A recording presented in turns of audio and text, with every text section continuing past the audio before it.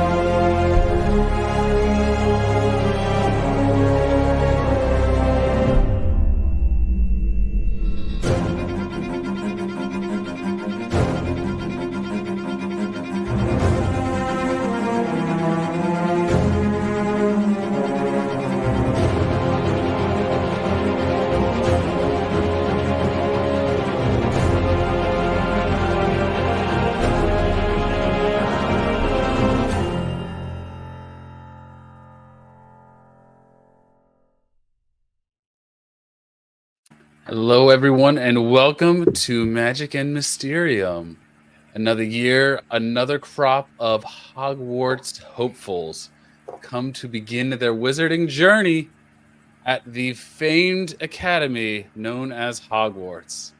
So, welcome, everyone, and without further ado, let's just get straight into it. Before we do, can I just comment on how freaking awesome that intro was? I know, right? I love it so much. Yeah, it Really was throws you nice into to it. see that. I was not expecting that. I was all not right. expecting it to be that good. And for everyone that's watching, no, you don't have to adjust your monitors. I'm not Alex. I'm Ben. And we'll introduce our cast of characters as they come up, as we're going to jump right into our first moments of your adventuring world in Hogwarts. So let's remove ourselves from wherever we're at and throw ourselves in the middle of London, middle of England. It's a nice, beautiful day out. The birds are chirping. The sun is very hot in the sky. No one could ask for a better day than today. The clouds that often accompany the London skies have cleared. A warm light is coming down from above. You stand in the leaky cauldron. A bumbling man seems to be counting kids in your group before turning to each of you. It's like, you seem a little out of there. Keep up. We have plenty to do. Come along. You look up and see a kind-faced, blonde-haired man wearing a comfortable flannel shirt, dissimilar to many of the people that you have passed on your way here. You remember a few patrons calling him Professor Milne, and you remember hearing that he is the Muggle Studies professor. You're not alone, though. You all can see a few other students that are also being shepherded out of the back of this oddly named establishment and into a small brick-walled back way. Excuse me, sir, but what are we doing back here? A blondish boy speaks up. Well, Levi, the headmistress thought it was best for me to lead the new students who didn't have any wizarding guardians present. Now through the alley, now, come on. Now, before we move forward, I have to warn you that some of the students first came or can be a little overwhelming. But don't worry, just stick by me and I'll be there to help you. Is everybody ready?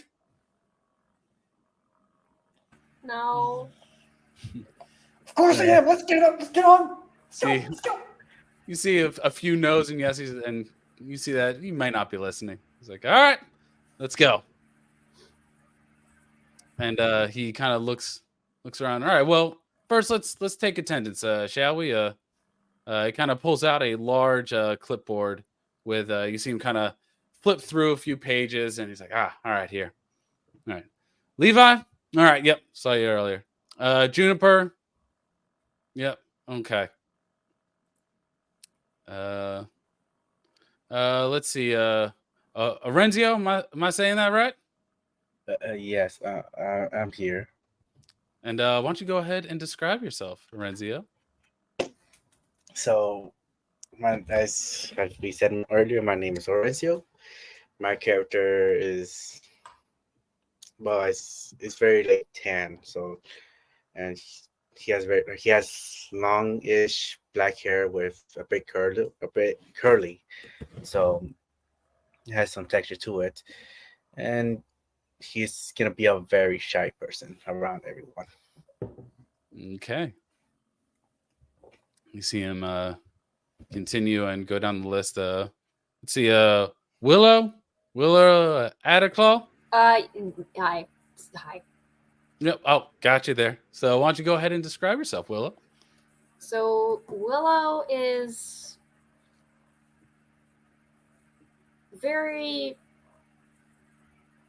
she's very tall. She's like slightly taller than the tallest person in the group right now. And she is a girl, so that definitely stands out a bit. She has blonde hair that is a very short, curly mess. Like it almost looks kind of like a boy's haircut because it's cut so short, but it's like very curly. She's in muggle clothes. She has a hoodie on and jeans. Um, and she's mostly just like looking around at everything. And anytime something magic happens, she just kind of goes like, "Whoa, that's so cool." You see him kind of like, all right, thank you. Macy, yep, all right, right over there. And let me see here. Asuka. Oh, I'm sorry. Am I pronouncing that right? It's ask us, sir. Actually. Okay, let me ask. Right. Sorry about that. And why don't you go ahead and describe yourself, Asuka? So my character she's a 4 foot 5 inch, basically just average height girl, long blazing hot red hair and sky blue eyes. She does have a scar running across her right cheek and an eye patch over her right eye. Basically, she just looks so excited about everything and just ready to start setting off towards the platform. All right. I love the like dichotomy between like the scary scar and eye patch, and you're just like so bright and excited about everything, and like I love that so much. She's very like bright and bubbly. All right, now Darcy. Oh, yep, got you back there. Okay, and let's see here. We got. Oh, Lord help me on this. Eloise. Oh, I'm sorry about that. A tall adult witch who some of you might recognize as a famous Auror says she prefers Elsie and gestures to her shy daughter who barely raised her hand, who's standing in the corner between her proud witch mother who has big Slytherin vibes and her clearly muggle father who looks really excited to be here. And she has a black cat slinking between her legs. With its tail flicking her ankles. So she barely put her hand up and hasn't said anything yet. She has long, curly black hair, fair skin dotted with freckles, and pale blue eyes.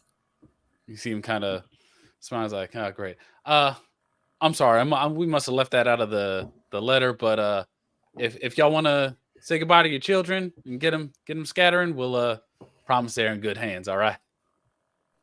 Her parents super reluctantly go over to the other corner, but don't actually leave the establishment and are still clearly watching annoyingly, even though you told them to leave. Willow kind of looks at them and just rolls her eyes. And you see him kind of is like, all right now, and he like kind of like takes that first step, see if they take another step, and like kind of like takes a few steps back. He's like, all right now, well that does look like it'd be everyone. And you see a girl kind of tug on his coat, and he's like, "Don't forget about me, Dad." And you see a young girl kind of speak up. It's like, "Oh, Sadie, oh there you are, dear. How could I forget you?" All right, well, let's get going. And you see him kind of turn around and start walking towards the back wall there. Let's see. Let's have our first roll of the session here. If everyone can make me a perception check, please. Let's start rolling Okay, how do I do that? on the website. Yeah.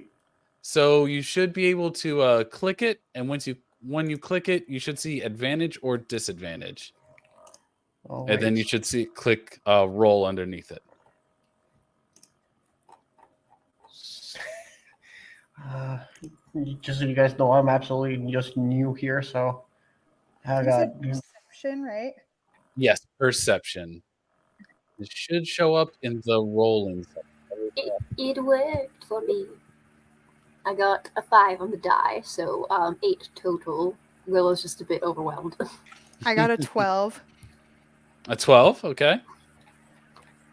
And if you'd prefer to roll manual dice, absolutely fine with that. Just let me That's know what what I'm you doing. get. Okay. So we've got what's it? So we got Sorry 5, about that. 12. Or sorry, 8, 12, and what everyone else get. I well- am. Say again? doing it right now. What was the command to do this again? You should just be able to click roll at the bottom. So you go onto There we your go. sheet that's on like the web page. Oh, you got it? Cool. Yeah. It took me a second to figure that out. I thought they meant I had to type something and click Yeah. something in the chat, but no, it's on your character sheet on the web page. Okay. Okay, so you just used roll 15. Okay, cool. All right, that's perfect. So Asuka and Arenzio, you look over, and as you're looking, and you see Professor Milne take out his wand, and he's looking over to the wall. But you see every so often, you see that he's kind of still looking at the parents over there, kind of making sure that they're not following. But yeah, Willow and Elsie, you're just trotting along. My parents don't follow, but my muggle dad takes lots of photos with a normal muggle camera, not a wizard camera. And as he does that, you see there's a mixture of kind of confused looks from some of the patrons, like, what is that? And a few of them just kind of scoff at just the sight of it. And it's just that innocuous thing is kind of causing a bit of a commotion within the bar as you all kind of get your little exit. So going back to the back, the professor kind of leans over to this red brick wall and kind of takes his wand out, and kind of does a little bit of a butt stroke and taps it on the top, like kind of a little fancy knock. And the brick kind of almost vibrates and quivers as he knocks it with his wand. When he gets done, he places his wand in the middle, and as he places it, the brick almost seems to like fold in on itself and folds down as you see almost a cascading effect of those middle bricks just kind of folding in on each other, folding in, until a hole and an archway appears in this on this wall, and through it you see what was this kind of dingy, ordinary rundown hole in the wall bar opens up to this just flourishing marketplace as the noise pretty much quadruples from where you're at. And that's so cool. The wall knew the secret password. you see him kind of smile. He's like, it got me my first time too. He says, "This is Diagon Alley." And you watch in amazement as the group kind of steps through this open archway. And you stagger through and you watch over your shoulder as you could see, kind of as you take those steps through, the brick like folds back in on itself, and you see a wall turn solid behind you. The area is packed with every manner of odd character, magical, mysterious items, and the people are just scattered throughout the area and kind of shouting at one another, engaging in kind of open markets. There's just kids running throughout the streets. It's a chaotic, uniformed madhouse. The sun shines brightly over a stack of cauldrons outside the nearest shop. Cauldrons, all shapes and sizes. There's copper, brass, pewter, silver, self-stirring, collapsible, and a sign is hanging over them. What does Yep, collapsible mean? You'll be needing one of those. Professor Milne says you all your materials and where you get them should be. I'm gonna put that damn paper. Oh, here you go. And you see he takes a stack of papers out Cursing. his clipboard, and he's like, "All right, now one for each of you. Come on here. Don't be shy. It's free. You can take it." I'll grab one. All right. I got one greedily. And I'll go ahead and put this in the Discord. But you all receive a list of supplies that are needed, specifically kind of shopping for first-year students. Waffling. So, you as you're kind of looking over this this list, so some of you that have the more magical backgrounds are able to kind of piece together some of these. Others are kind of a little lost, but as you're looking over, you hear the voice in the background. Now, they've already been paid for, so you just need to let the shopkeepers know you're here to pick them up. Oh, except the bookstore. Y'all need to go get the books and bring that to the counter. You know, they don't exactly have ogres back there, and arms get a little tired. Wait, ogres are real? I thought that was just a joke when I heard it. You see him kind of, the professor turn to you, Willow, as you say that, and be like, "Y'all stop by my office. I know it can be a little much. I was right there with you, saying the same thing. You're going to see some stuff. It's going to be great. You're going to love it." Okay. Also, you're starting to fall in love. You fall in love with your new classmates. This is gonna be fun. Yep. As you stand there, anyone will wish they had about 8 more eyes from all the sights you're seeing. Turning your head in every direction, everyone seems to be trying to look at everything all at once. The shops, the things outside them, the people just going about their shopping. But as you do this, you notice a kind of plump woman outside the apothecary, kind of shaking her head, angry as they pass. "Dragon liver, 16 sickles, an ounce. They're mad." And she kind of storms off. Professor Milne kind of continues his speech. So remember, don't go down any strange alleys and kind of stay within the assigned block. I'll be standing out in the street and as we make our way down. As long as y'all, you can see me, we should be good, right? We wouldn't want y'all getting lost like we did last year. Legal told me to tell you that. All right, now, let's head on out. Stay close. What happened last year? Legally, I don't think I can't want to say- know. Can't tell you that till we get on school grounds. Oh God, I'm Alright. regretting this now. Yeah, so as we kind of take those first steps, you see a professor kind of make his way into the middle there, and he kind of takes out a piece of wood and this knife and kind of just starts whittling in the middle of the street. As he's like kind of keeping an eye on everyone, but kind of just keeping his hands occupied. But you see a collection of shops in the immediate area. You see more so kind of signs that you see hanging over. You see one with kind of this cauldron bubbling, a brew with smoke rising out of it.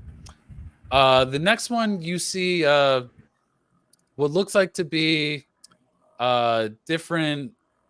It's a weird kind of like W, like a W with like an E in it, with this kind of intricate filigree around it. And then the last one you see is a one with like a book on it. And yeah, so we got the bookstore, the equipment store, and the cauldron store. So let's go ahead. Sorry, managing my 1,000 tabs here. So let's go ahead and let's do a quick. Everyone, just roll a flat d20. So we can kind of go through. Yeah, just a flat d20. Just so we can kind of have a little the rolling, order. like to roll flat d20, you type exclamation point R, I think, and then just one d20. I think there's also you can do /R. Oh, 17. Roll. Okay. I rolled a nat 20. Woo! Oh, There you our go. first nat 20. There we go. Let's see. Elsie, you said you rolled the nat 20? Yes, sir. Okay. And so did Arenzio. I'm gonna have you two roll off again. Oh god. Just Oh, roll battle another of the best. 20. Yeah, one more time. Also, sorry if you can hear the dog barking in the background. Oh, I got a Same with me. 13. Okay. yeah, All right. So, Elsie, you're gonna go first. Where would you like to go? The bookstore. We rolled for initiative. Bookstore. Okay. I will say everyone's gonna eventually kind of go to these stores, but we're gonna be like, who wants to play out kind of in that store, you know? So we got Elsie going to the bookstore. So it's like assumed that we go to all these places eventually, but it's like what so we don't like fast forward through the excuse me. through the Right. episodes. So everyone's gonna end up going there, but you know, we're not gonna role play each breath you take as well. So some of it will be sped up for brevity's sake. And let's see, Renzio, where would you like to go? You can also go to the bookstore as well if you want to also be in that like scene as well. You know, I got 3 want to go stores to and the 4 wand, players. Wand, okay. The wand store. So the equipment store, okay. Next up we have Willow with a 17. Where you want to go? So Professor Milne said specifically not to go down any weird alleyways. Yes. It makes me want to go down a weird alleyway. All right. Willow is very anti-authority. Okay. I'm gonna have you roll an investigation check for me if you'd be so kind. Okay, I'm happy to do that.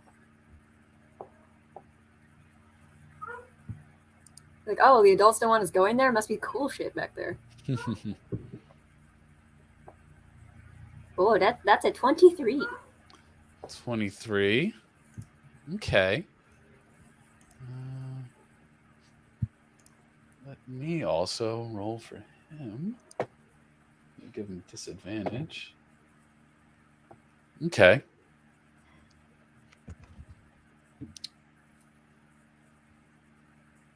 Okay.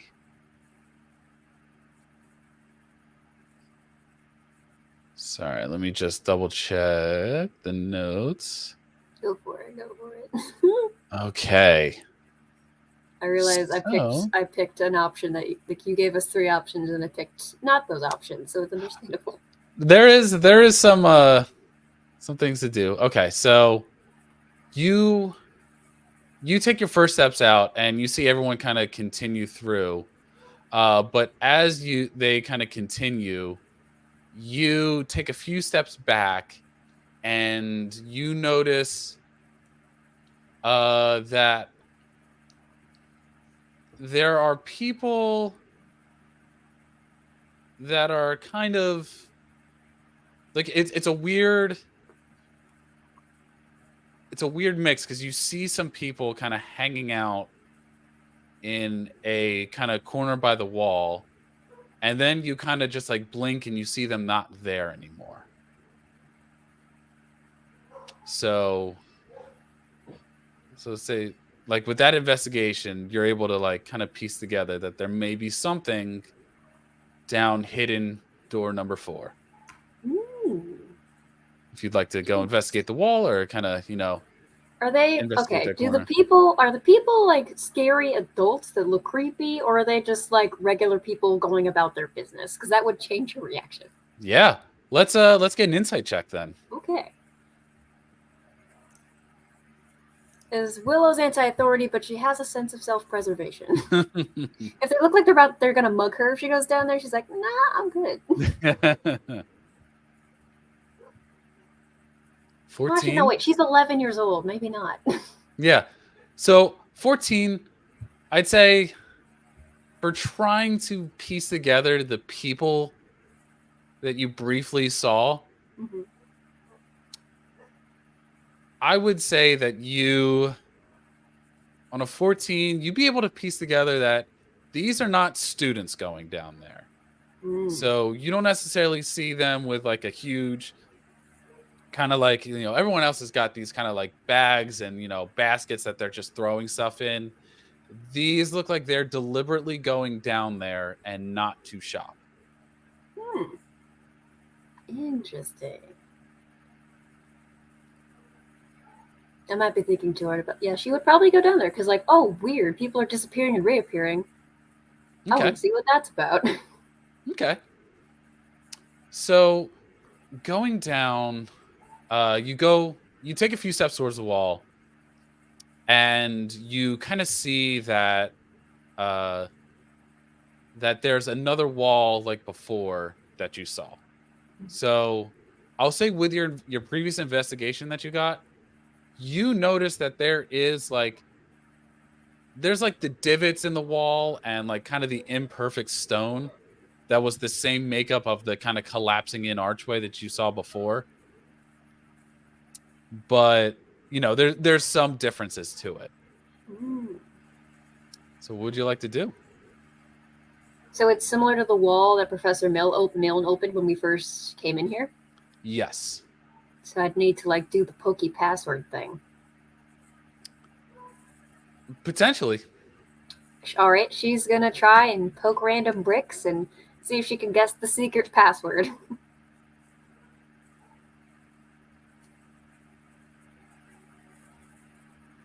Okay.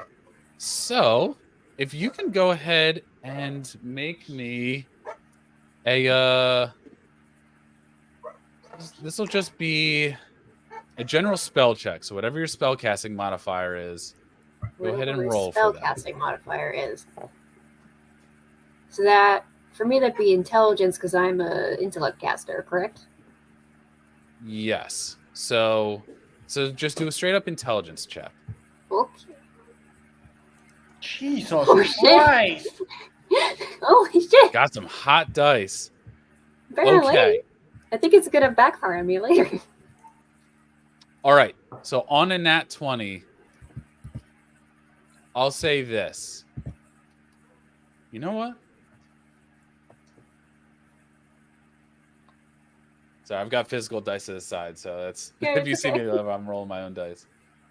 I'll say this. On a nat 20, you piece together that this is an alley that you could go down. And you even just naturally it's like you don't have the training necessarily to piece together the magical essence of it on a nat 20. You almost kind of let your muggle brain take over for a minute because you can see scrapes on the wall of maybe where some knocks have. There's certain weathered patterns on that wall. Mhm. So I will say with a nat 20, when you get your wand and you have a better understanding of how to manipulate magical items, this is going to be a pretty easy check for you to go down. Okay, easier to go down later. Yeah. I'll say you pretty much have the password. You just don't have the ability to activate that password. So she tries with her fingers, and it's just like, oh man. And then she'll go back to the others. And I'll say on this nat 20, you've been gone for a little while. Go ahead and make a stealth check. But since Okay. you got a nat 20, I'll make. You can do it at advantage. Okay, thank you. Stealth advantage roll. Oh, 19. What the what? You gotta be kidding me! That's the All right. third nat 20 you've gotten so far. Okay. I'm confused. Yep. This is the proof now in the pudding. I'm gonna need you guys to check the script that she's got. I don't know like what you gave her. She's hacking the system. I guess.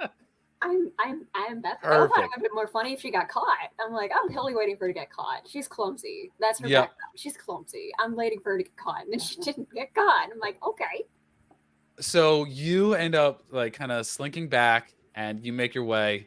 And as you make your way, Professor Milne kind of looks back, and he's just like, "Well, come on now, you can go shopping. I know it's a little scary. You want me to go with you first, store? I know it could be a little much." Nah, it's thanks, but I think I'm just being indecisive because there's like there's a lot of cool things, and she kind of glances back towards where the alley was, and then is like, "There's cool things like the cauldron place, yeah.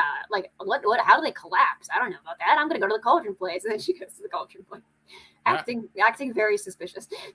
He's like, "All right, well, go on now." All right, so next up, let's see, we got our 2 nat 20s. So then left up is Asuka.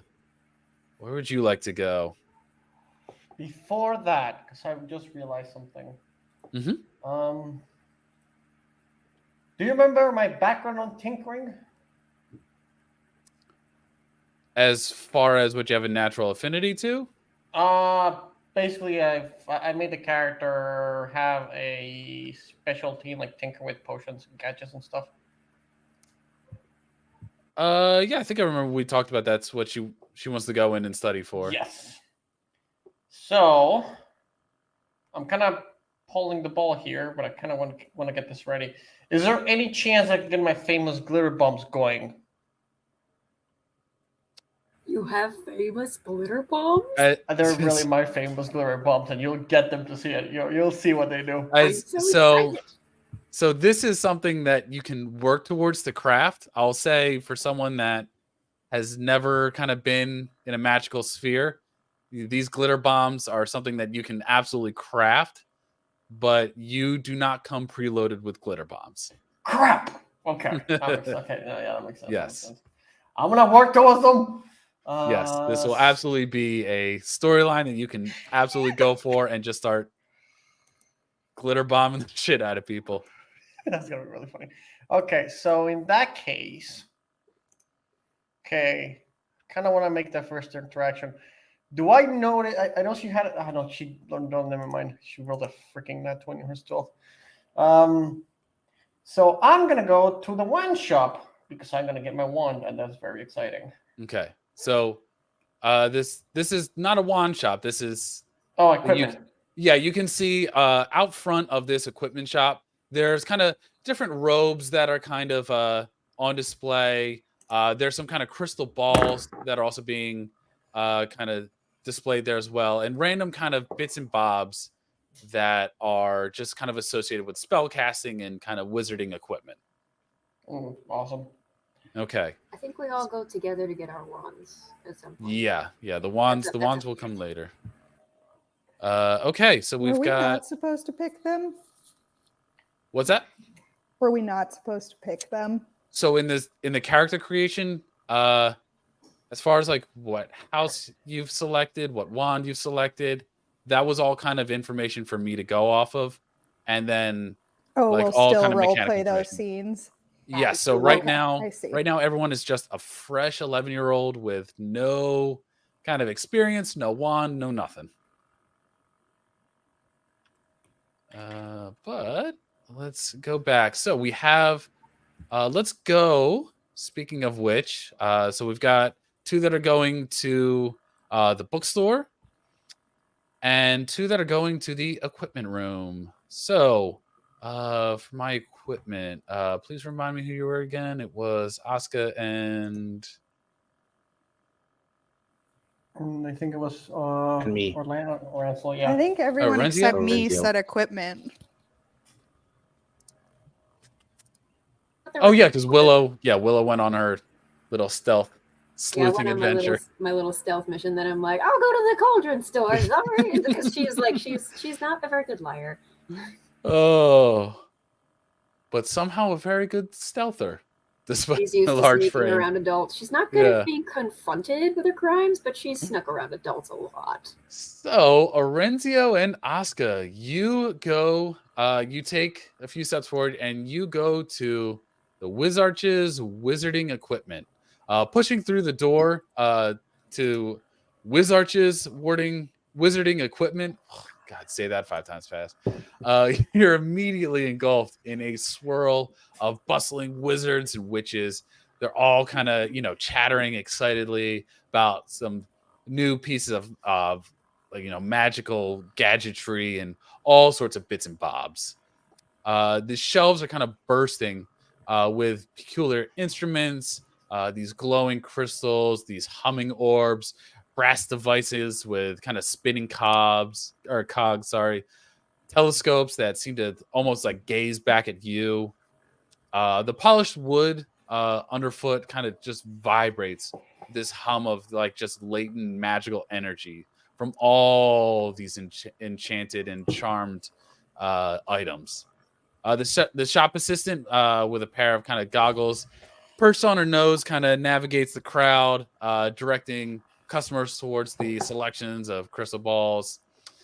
And as you two kind of step into the archway, you're kind of thrown into the mass of like, it's almost like Walmart where there's just everything all at once and everyone's there. So if I can get an acrobatics check from you two. Gosh darn. Mm-hmm. Acrobatics. Bob and weave and dodge. Acrobatics. How nimble can you be? This is a What Oh, is look at with that. What a surprise! Another nat 20. And I got a minus That's so 2. cool. This is insane. I know, right? Oh, that is hysterical. Oh, jeez. Oh, that's too great. Orenzio, how you holding up with the website? Is it kind of working for you, or? Yeah. Yeah, I know you're having some issues. It's like there's 2 commands for roll, so like I'm confused which one to use. Okay, you should click on the website and not kind of roll in Discord. The website. Yes. So Where in the web page website? where your character sheet is. Yeah, you should Oh. be able, yeah. That's where. Oh, okay. Yeah. And then you click on the stat, and then it says roll it on the bottom. Acrobatics, right? Yes, acrobatics. How nimble can you be? Okay. Nat 20 and a 19. So, yeah. So, Orenzio, you're kind of the one like in front and just kind of creating that hole to just like naturally navigate through. Then Asuka just like apparently does a pirouette off the top of your head and just like parades through the crowd with 0 issues. Let's see. Surrounded by show offs. Yeah. Yeah, so as you kind of weave through Orenzio, you weave your way through a pair of wizards kind of engrossed in conversation about some dragonhide gloves, and they're finally spotting the shelf that you've been seeking, and nestled kind of among the array of dusty scrolls, glistening crystal balls, a soul set of kind of glass vials glimmer invitingly. Each vial, delicate as a dragonfly's wing, promises kind of infinite possibilities of potions and elixirs. And you kind of reach out, your fingers just kind of brushing the cool glass, when all of a sudden, there's this crash. Jarring kind of symphony of shattered glass kind of resonates throughout the shop. A few heads kind of turn, but otherwise they seem kind of disinterested. You whirl around and you see a young girl with this kind of fiery red hair just glaring at you. Her eyes kind of just burn with this indignation. Her cheeks kind of flushed with embarrassment. She says, "What are you, klutz? Who do you think you are?" And you see this girl who, let me just bring up her sheet. You see this girl with this kind of fiery red hair and these kind of like well set, like she kind of, even though everyone is kind of in their kind of street clothes, you could feel that she has this kind of like properness to her attire. And she kind of just stares you down accusingly at this the shattered kind of shards and vials that litter the floor around her. Is like, do you make a habit of invading other people's space? It took me forever to find those. You owe me a new set. Wait, she's talking to us? Yeah, she bumped it. Her and Orenzio. I'm just gonna be like, excuse me? What are you actually suggesting that I actually broke those vials? Because let me tell you something, I absolutely did not break those vials. He did. I'm gonna point to fucking Orencio. If I'm not the one that did it, and you're saying that there's two suspects, then he did it. But I don't think he did it. Or maybe he did it. I don't know if he did it, but maybe he did it. But I definitely did not do it. So don't you go blaming me for that kind of for that kind of stuff. And I'm just gonna look. I pretty much put. For me, I'm just gonna put my hand on her shoulder and say, like, she wasn't blaming you; she was just blaming me. Just get out of here. I'll handle this. Just pretty much pushing her away from the whole commotion. Wait, me? Yeah, you're getting in the way. No, I think she was taking. She was talking to both of us. Was she? Oscar, you can kind of be in the area, but yeah, Orenzio, you're the one that kind of was in the immediate kind of crossfire of her. Oscar's just gonna like grab her list and say, "No, I'm your lawyer now." I don't need a lawyer. He's gonna be stuttering the entire time, trying to like just de-escalate the whole thing and pretty much ignore the, what was her name? The redhead. She didn't give a name yet. Okay, pretty much just gonna be trying to have a conversation with Asuka, completely ignoring the redhead.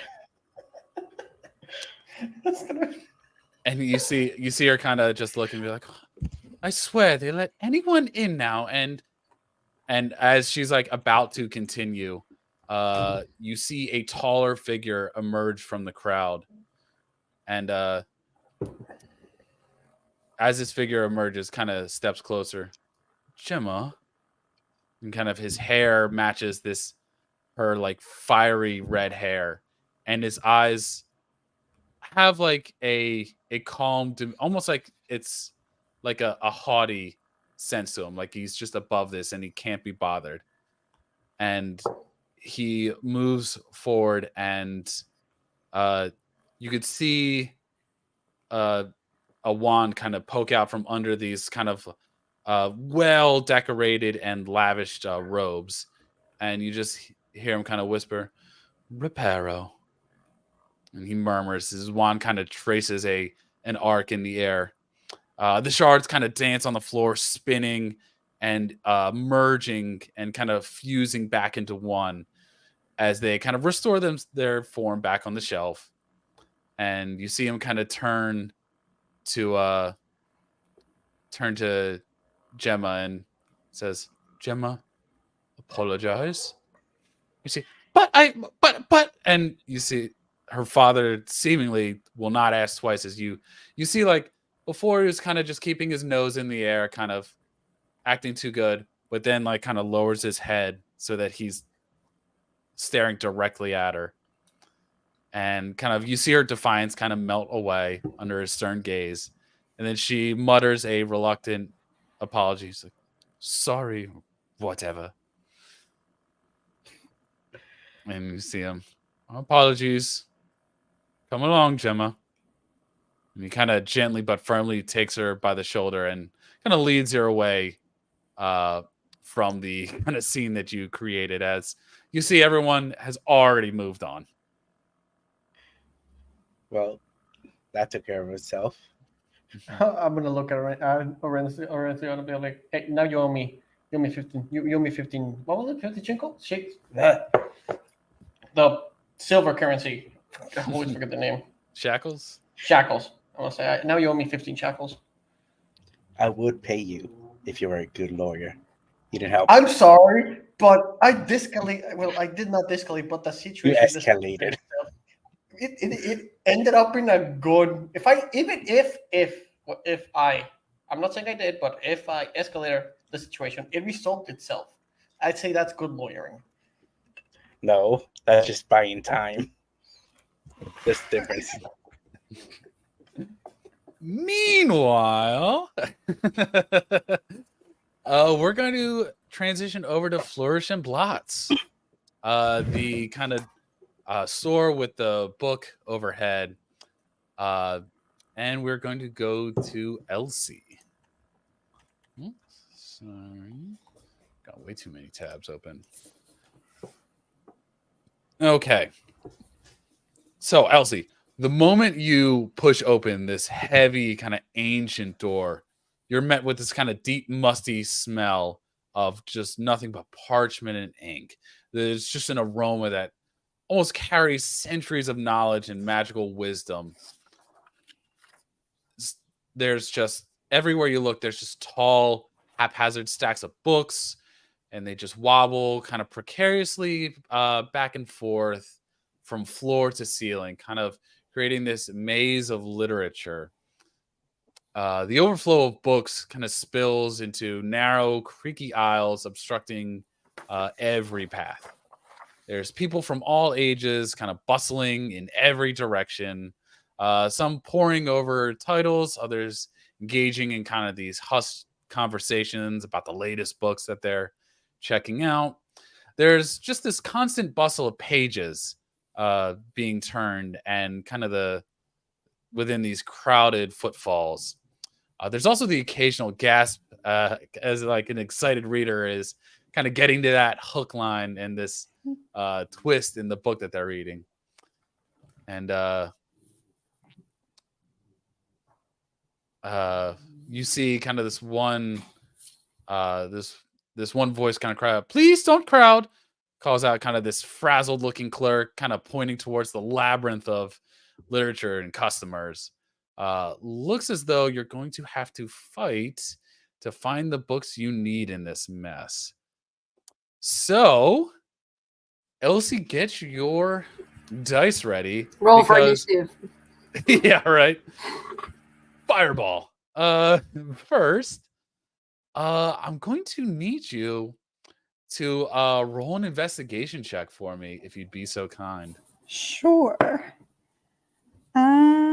14 for investigation. Okay. So, looking at the books you need, looking at that sheet, let me just double check that the books did it. Yeah, okay. So the books are on the first year.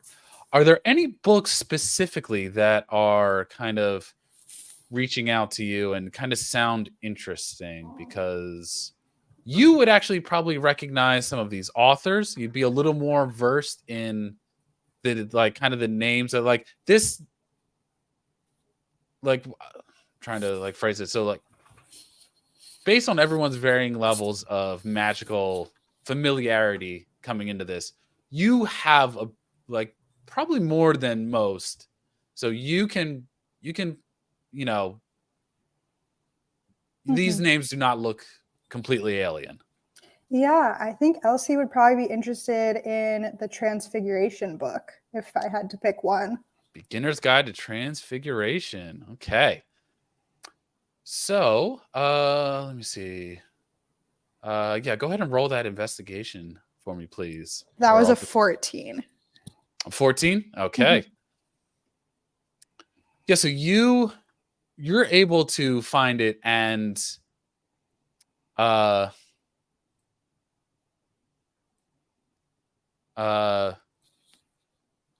you're able to find that one, and as you are going to find it, you kind of Actually,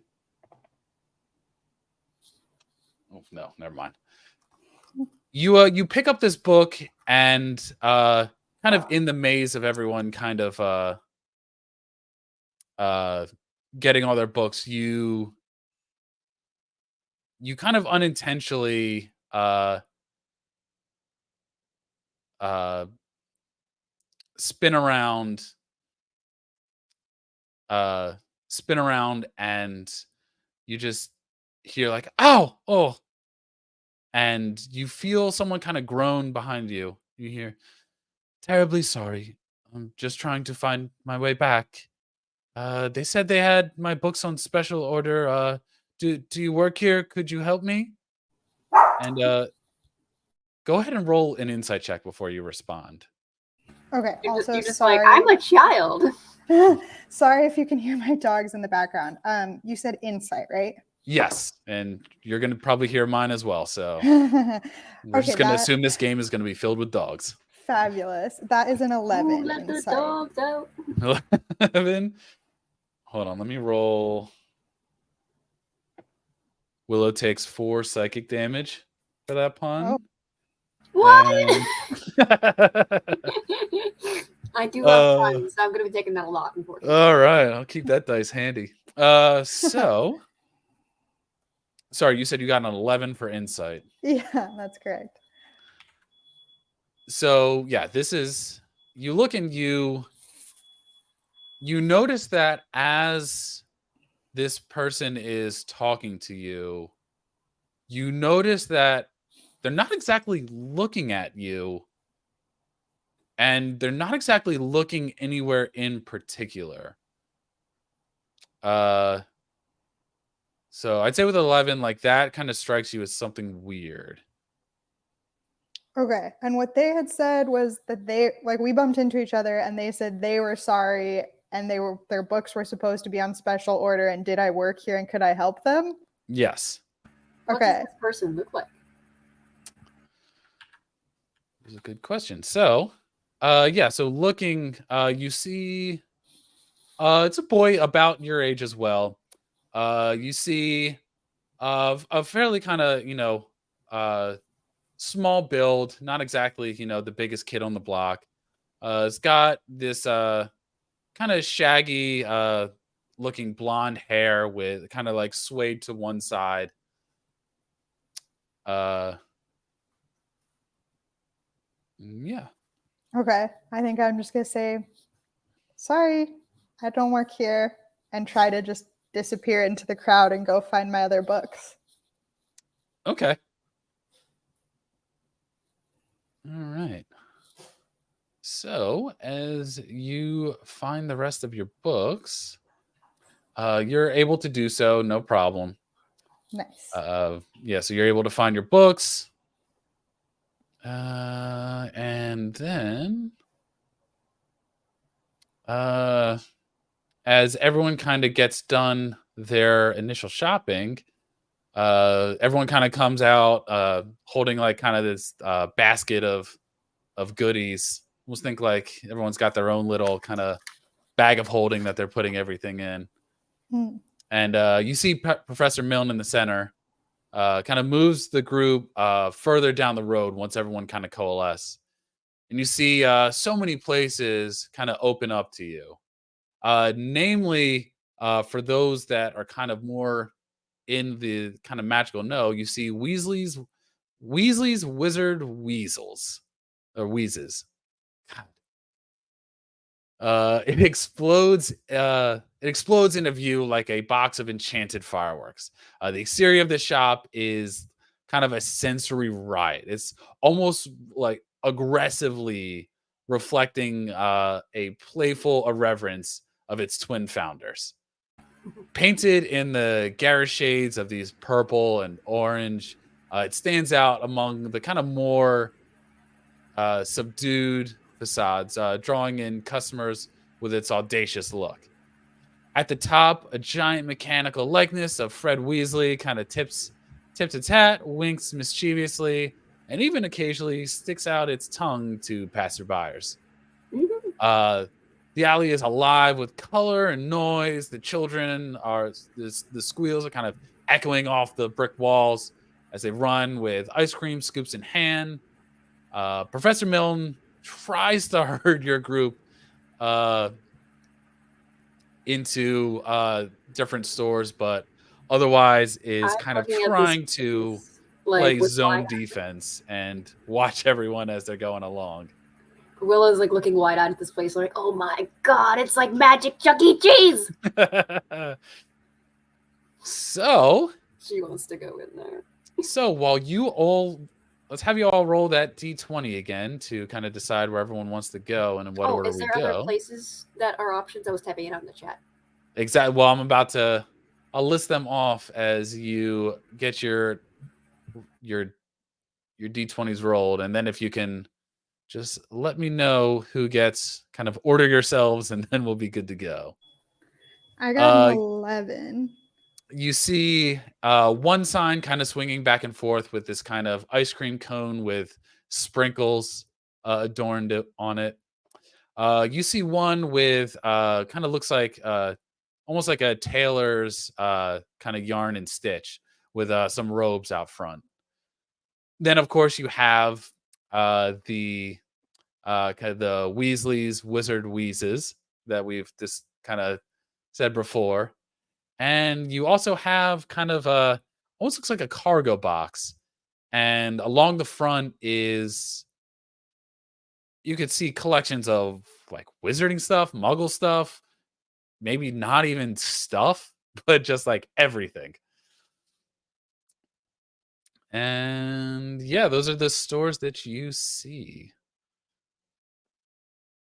So who is first in my order?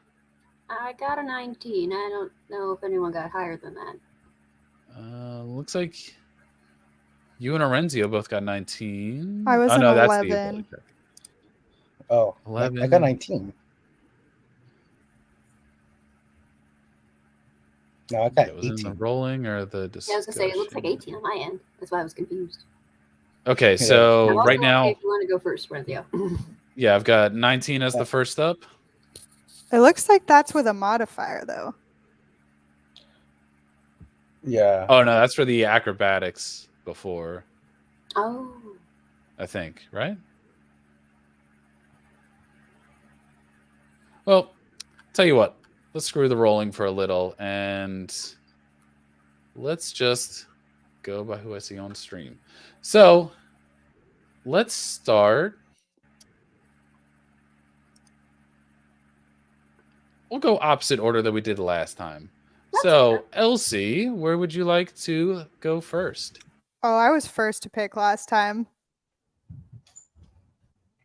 Like I was Why did you last go first to last? role play it, but I Yeah. picked first. So someone else Okay. can pick if they want. Okay. Then do we have an elective first? In fact, let's just do it this way. Who wants to go to the ice cream place? Any takers? I mean, I'd like Wait. to, but I want to go to all these places, but I need to pick one. Wait, I have a question. Yep. Within the role playing, are we supposed to all have the things on our lists now and these are for fun options? Or are we like supposed to go to the robe shop and the cargo box place and the other ones are fun options? Like what at this point do we still need within the role play? Right. So every kind of store that I listed in that first phase, everyone went to those stores. But since we kind of don't have the time to really go have everyone go through every store, it's kind of, where would you like your moment to be? Okay, but so like do our characters still need robes and stuff? Because my character would just go wherever she thinks we're like supposed to. Yeah. If you want to go to the robe store, yeah, that would be Okay. That would be where you're being herded to. Yes. Yep, that's where you're being herded next. So we'll say you're going to the robe store. So let's do that. Okay. You So Ice cream Elsie, shop? Sorry. Elsie is going to go Madame Malkin's robes for all occasions. Stepping into Madame Malkin's is like being kind of wrapped in a rainbow of silk. Oh, are we gonna let everyone pick first, because in case multiple people want to go to the Oh robe yeah, store? sorry, good call. Yeah, Does anyone else want to go in there as well? I'll go as well. Okay. Arenzio and Elsie. Willow is a no, and Asuka is a no. Super. Feeling I know where Asuka's gonna go. I'm going All to right. Magic Chuck E. Cheese. Are you both going to Magic Chuck E. Cheese? Oh, definitely going to Magic Chuck E. Cheese. I'm going to Magic Chuck E. Cheese. Yeah, all right. What? All right, so let's get our robes done first. All right, so Elsie and Arenzio both stepping in to Madame Malkin's is like kind of just being wrapped in a rainbow of silk, velvet, and satin. There's soft fabrics flowing from ceiling to floor, a dazzling array of robes for every occasion. There's a color range from kind of modest hues to extravagant patterns, the latter catching the light in the most kind of unexpected ways. The murmurs of kind of approving customers and the rustling of fabric kind of just fill the air. At the end of the long line, a young witch twirls on the mirrored pedestals, her robes kind of just billowing around her, and just saying, "Perfect fit." Madam, kind of, you see Madam Malkin say that with confidence, kind of levitating a pair of scissors that kind of hem and cut the last fabric from the garment. Oh boy, I do hope she has enough fabric for me. You see kind of, oh wait, no, sorry. Wind back. So the previous voice, a perfect fit as Madam Milken goes off. And then you just see this boy. Oh boy, hope she's got enough fabric for me. As you see kind of this little goblinish boy kind of jokingly say ahead of you, ahead of line. And you see kind of this little boy who's kind of, the first thing you notice about him is kind of these kind of long, almost like elvish like ears. It's like ears way too big for his head. And these kind of like this pointed nose and this kind of just, even though he's kind of talking, there just seems to be like these, even though he's 11, there's these smile lines in his face already from just how much this kid is grinning from like ear to ear. As you can see him kind of like putting on all these different silks and fashions. And you see him kind of thrown away. And Madam Milken kind of looks over to the both of you and says, "Yes, next in line, dears." I go in hesitantly towards her.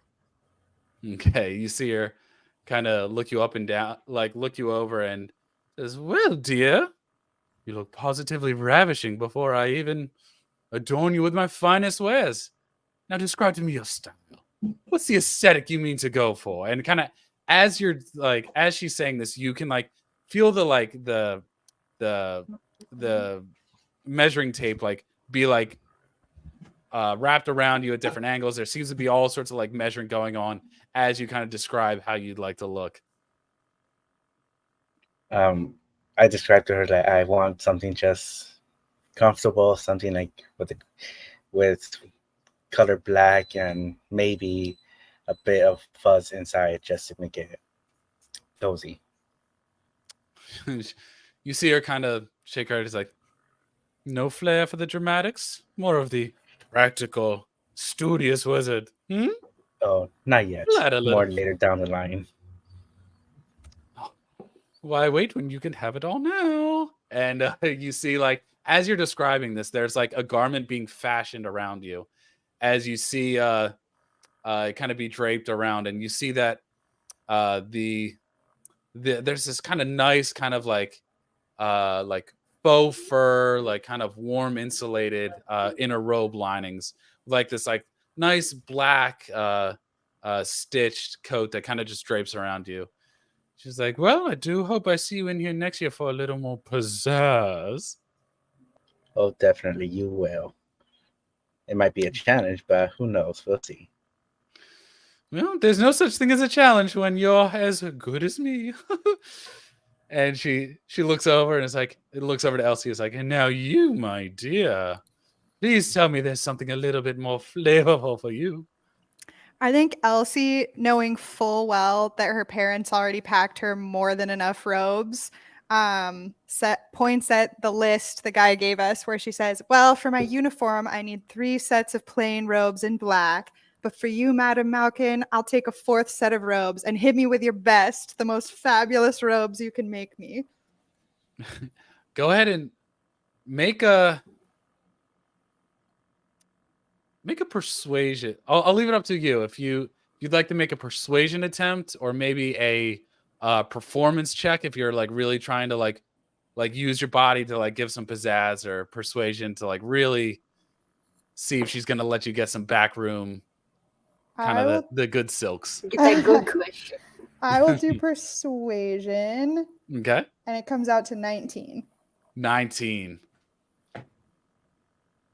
Yeah, so you know exactly like you're reading this girl and you know exactly what she wants. And you see her kind of give like an excited little clap, and as she kind of does that, this like magical, like almost like pixie dust comes out of her clap as you just see fabrics from this top shelf start to just go around and coalesce.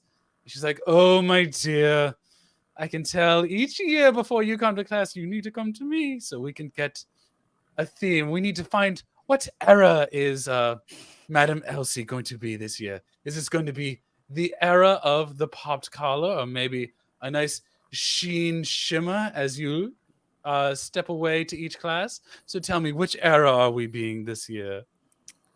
I think Elsie says, I trust your eye for the trends. I'll defer to you. Knowing full well that whatever Madame Malkin's about to make her is going to sit in the bottom of her trunk and she's just going to wear plain black robes every day of the year. So you go and you're just like, whew, if you're going to ask me to just have fun with your design, then I shall make you the poster for which all Hogwarts will come to me and be like, I need one of those. So you take a while, and she kind of starts swirling and crafting, and you get you get adorned with this robe that almost has this like cross stitch pattern in it, almost like it's like padded almost, but almost seems to just like glide off silky smooth. And the fur that kind of lines the kind of collar almost seems to hum with like a bestial roar. Like as you kind of put it on and kind of pop that collar, you can almost hear like a wolf in the distance. Ooh. And you see like even along the stitching around the wrists, along kind of like the button lines, you can see that there's like almost like runes like engraved into it. And she says, well, we've had a very Nordic theme this season. They're calling it the snowfall in the summertime is now the new era we're in. So you'll be at the top and the talk of everyone. All right. To be clear, is a Nordic style robe like cool or ridiculous?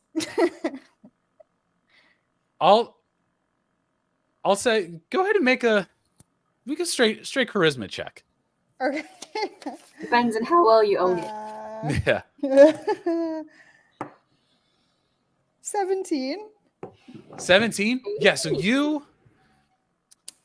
I'd say that you're in the know and can kind of recognize just from the different events that you've been to in the past, you can recognize patterns and trends. You've seen a lot of fur kind of come into a resurgence lately. And while, whether it's up to your tastes or not, it is definitely something that is A, kind of really well made, and 2 is just like it's a striking piece. Like you are naturally just looking at this. Okay.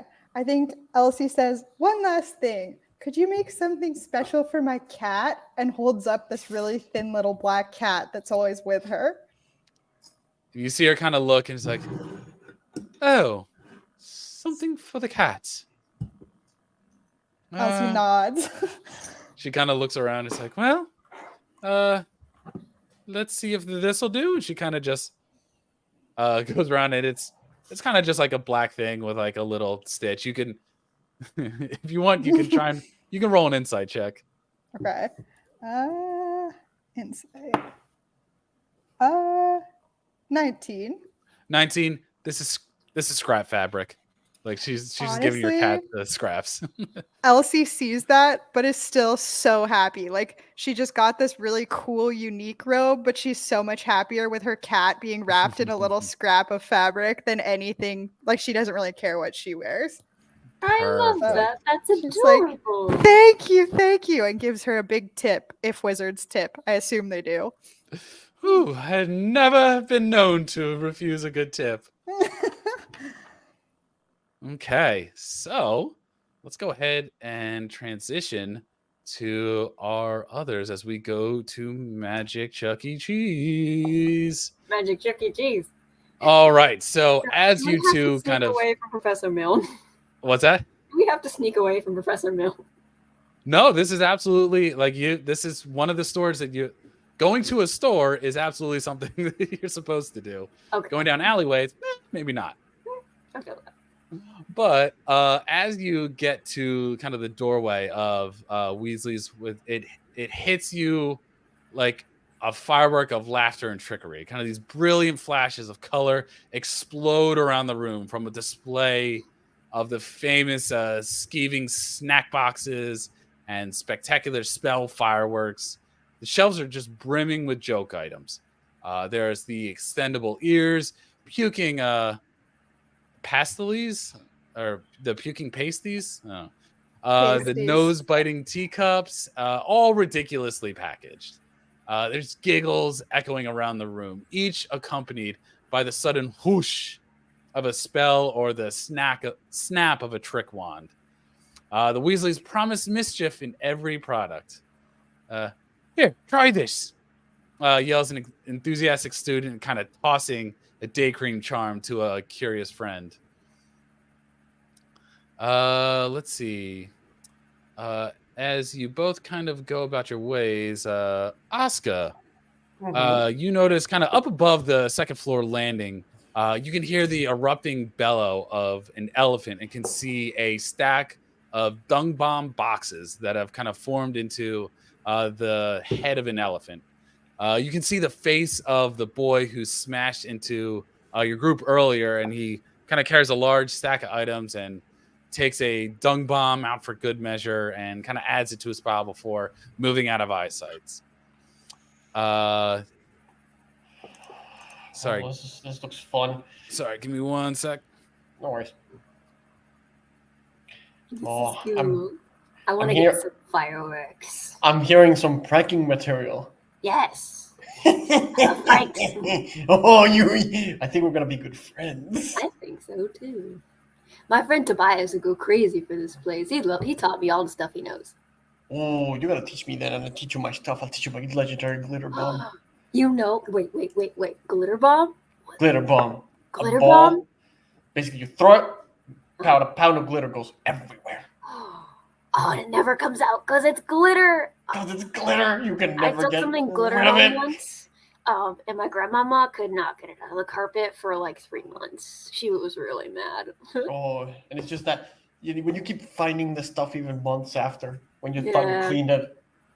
It's so cool. And it's really Pretty. sparkly and pretty. I like it so much. Yeah. I forget your name. I'm sorry. I'm Asuka. Asuka Bakuchiku. Nice to meet you. Askabuchiku? Asuka Bakuchiku. Askabakuchiku. Yes. Cool. Hi. Hi. What's your name? Oh, Willow. Hi. Hi, Willow. Nice to meet you. Yeah. I know, like, we technically met back there, but it doesn't really count because it was, like, reading off our names and stuff, you know. Yeah, the kind of all the taking attendance stuff. I don't really care about that. It's more of I met a fellow prankster, which which that's gonna be very fun. That's gonna be super fun. You're really nice, thank you. Anytime. And then I'm gonna go look at that because that looks cool. I'm just gonna go look at that whatever that is because she was eager at first, and then she seemed to get more nervous as the conversation went on, and is like, okay, I'm gonna go buy it. And as you kind of make your way through the store, upstairs you can see kind of this firelight coming from a small glass case. Assuming you two are still together. So yeah, I'm gonna this is for follow both her. of you. Okay. Whoa, we're not done. That was a We're very not. short-ass Oh, okay. conversation. Sorry. We're supposed to Uh, be friends now. Yeah, Oh, so what? We're friends? Okay. Oh wow, Yay. that was fast. up there you see a girl about your age kind of gathering up chocolates that kind of spill out of the machine, kind of roasted by a tiny green dragon kind of perched within. She she takes one, bites down, and kind of immediately starts giggling with how good it tastes. And the girl is on the smaller side, and has these kind of like big round kind of circle glasses, and is what was I gonna say? And it's just kind of like giggling. You could see immediately you notice that she kind of is dressed a little differently. She has on like the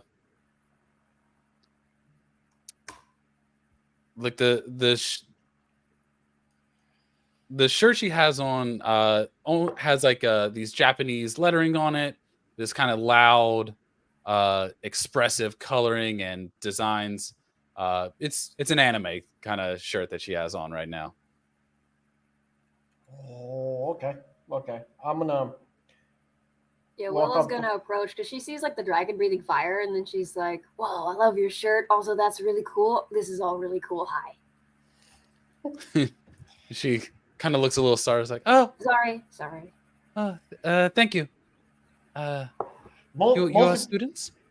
we are students. Most importantly, what is that? Asuka's gonna point to the chocolate.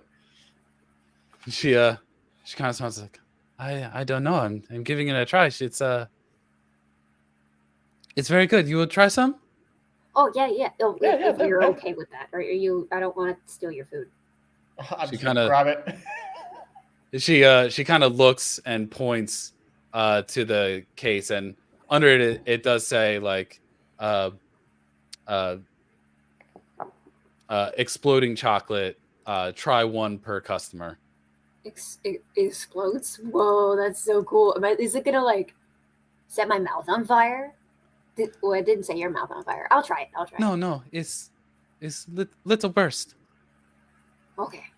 Cool. And she'll Yep. take Yeah, one. so yep. So you each take one, and it's almost like Pop Rocks, but or like Rice Krispie treats or Rice Krispies, but and like just kind of like pop, like settle in your mouth, but they're chocolate coated. Spicy. Okay, this is absolutely freaking delicious. I need to get some. Mm-hmm. You see her bow her head. It's like I'm Rin. Hi. Oh, hi. Hi, Rin. You're Rin? Yeah. Cool. Yes. Hi. Nice to meet you, Ren. You going to Hogwarts as well? Yes, I do my shopping as well. I go to Hogwarts. Awesome. Look, we got 3 students. We already got a friend group going on here. What? We're friends?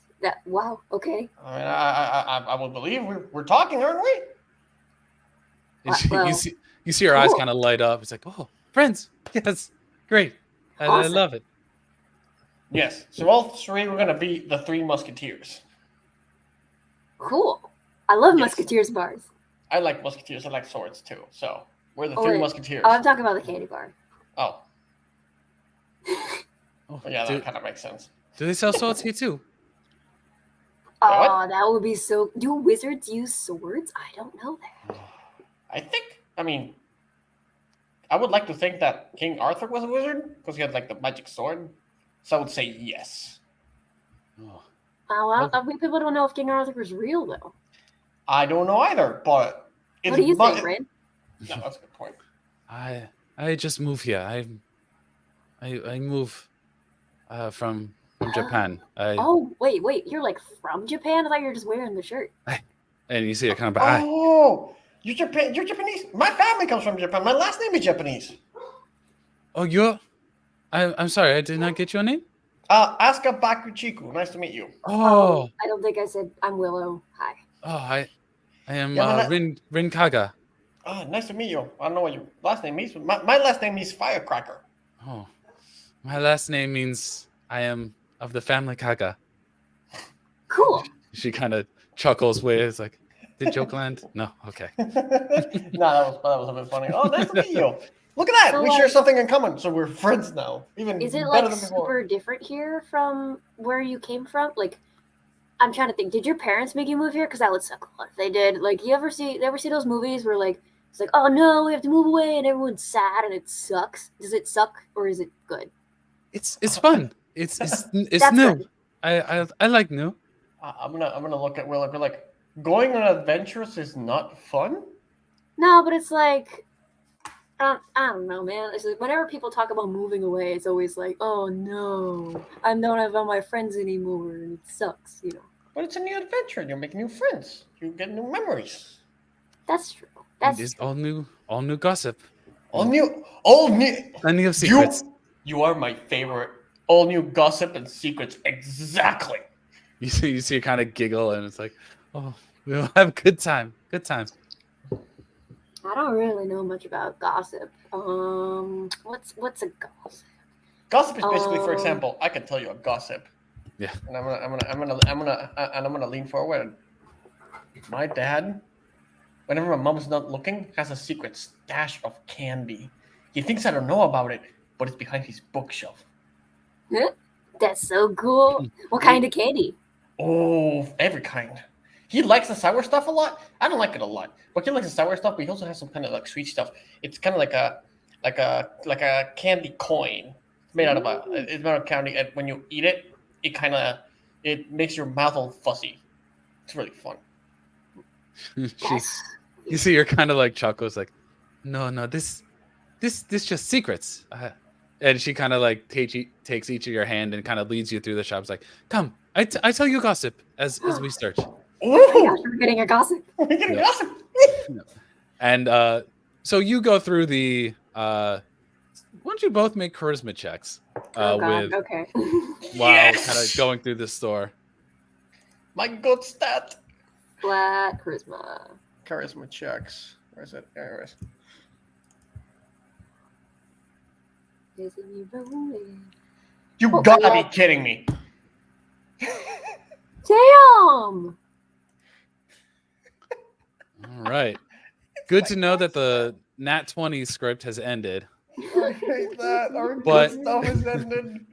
But yeah, you don't necessarily learn a whole lot because you get the feeling that Rin is just kind of gossiping about names that you have absolutely no clue about. Like, she's describing the events of like a romance like midday soap that you just do not know any of these names for. So probably Also, very Willow juicy, is but like very focused not in and stick. like, oh my gosh, that's crazy.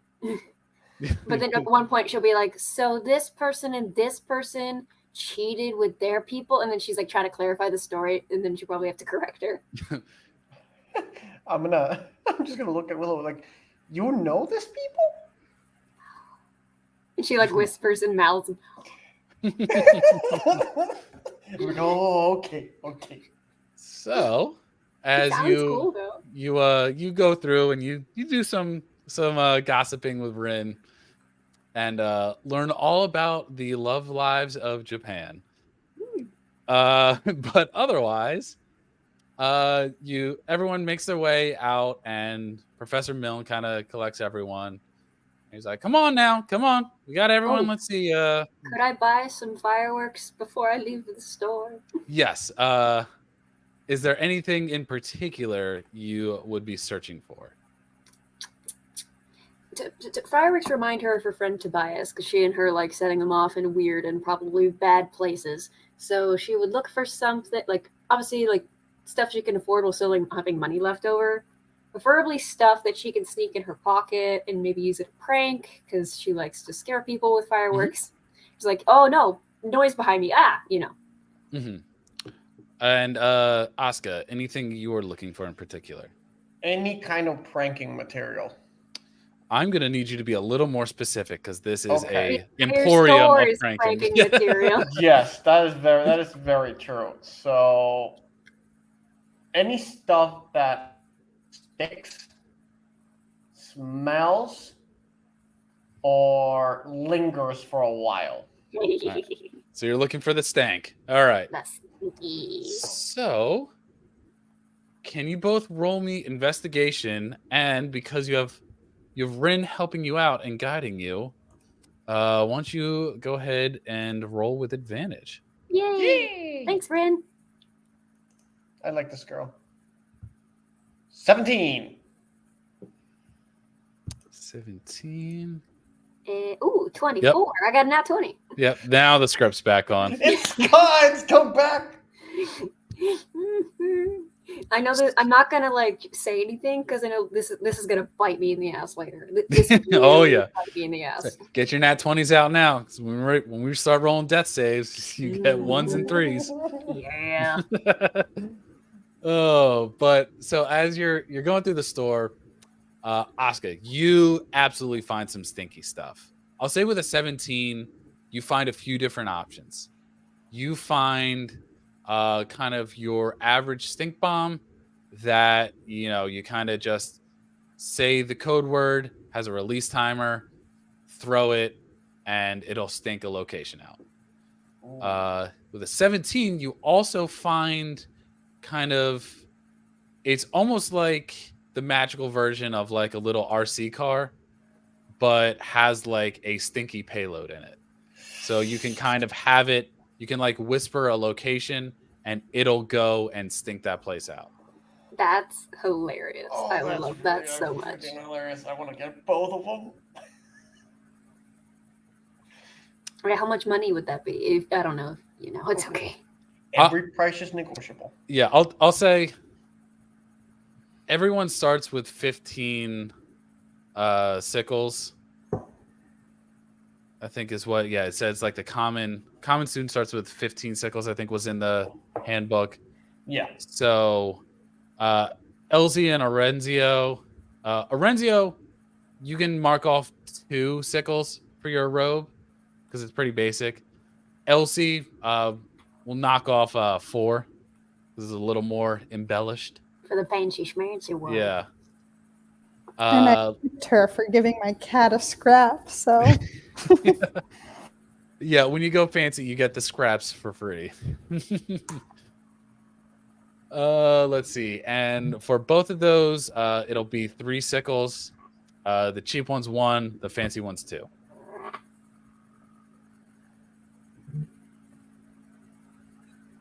Sorry, So I have 2. So you have 13 remaining. It was 2 sickles for your robe. And sorry, Oscar, I meant the fancy stink bomb is 2 sickles and the basic one is 1. Yeah. So the race car one is more expensive. Mm-hmm. What would we? Okay, so the race car is 2. The basic one is 1. So I'm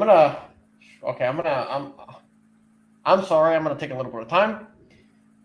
I'm gonna go to the store owner and say, "Look, my last name basically my last name basically says that I would make very good use of your products, and every time I've used them, I'll shout out sponsored by your name store, which I don't know, place the store name. You don't even know the name of the store, and you're trying to haggle. It's haggling. So place it. I will scream the name of your store to the top of my lungs. So, the thing that you sponsored me. What can we do? You see him kind of look over. He's like, you know what we all, kid? What else around Um, here? Come on, like I need some little pipsqueak trying to do advertising for us. We're a one-stop shop, baby. I mean, your main clientele are children, and I'm very cute. So, come on, we can do we can try and do something here. And you see him kind of extend his hand. He's like, "We get a new crop here every year. Nice try." Fine, I'm gonna get 2 of the RC ones and 3 of the normal ones, which is gonna 2 of the RC ones. That's 4, 3. That's 7 in total. Okay. I have 8 left. And Willow. What do I find with a nat 20? So with the nat 20, you're looking to find fireworks. Mm-hmm. This place is literally like exploding with fireworks. So describe to me.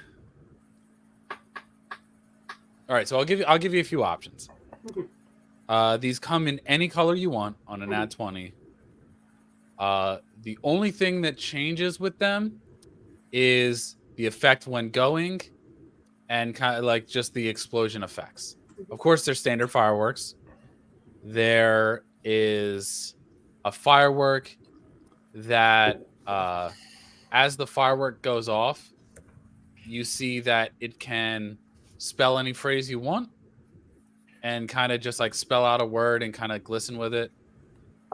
There's a firework that that kind of explodes and is meant to be indoors, but will turn into a snake and start to kind of slither across the roof and wall of kind of wherever you set it off. Ooh, I love snakes. And then there is a firework that a little bit of a bigger one, but there's a firework that when you set it off will kind of go off in a bang. Then it will coalesce into kind of this hippogriff that will kind of venture around and kind of make some pathing in the skies. Nice. You said this last one was bigger. She's aiming for ones that she can still hide because she knows from going to Muggle school that fireworks are banned from school. So she doesn't want to get caught with these, theoretically. So which of the ones that are still feasible to hide away? You know what I'm saying? You see Ren kind of just pat you on the head. No. Fireworks is good. You can bring. I can? Treat yourself. I tell no one.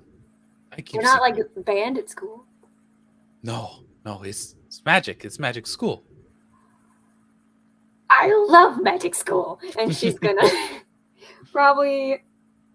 she's definitely gonna grab a snake one. Okay. And probably okay, wait, how much money are these? I need to calculate. So the basic one comes in a pack of 3 for 1 sickle. The snake one will be 2. The eagle will be 4. Or sorry, the hippogriff will be 4.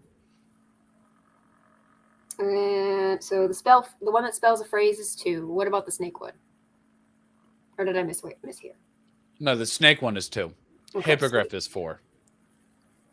What about the ones that spell out a phrase? Oh, yeah. That's 1 sickle. Okay. And then a pack of Okay. 3 basic ones is 1. Okay.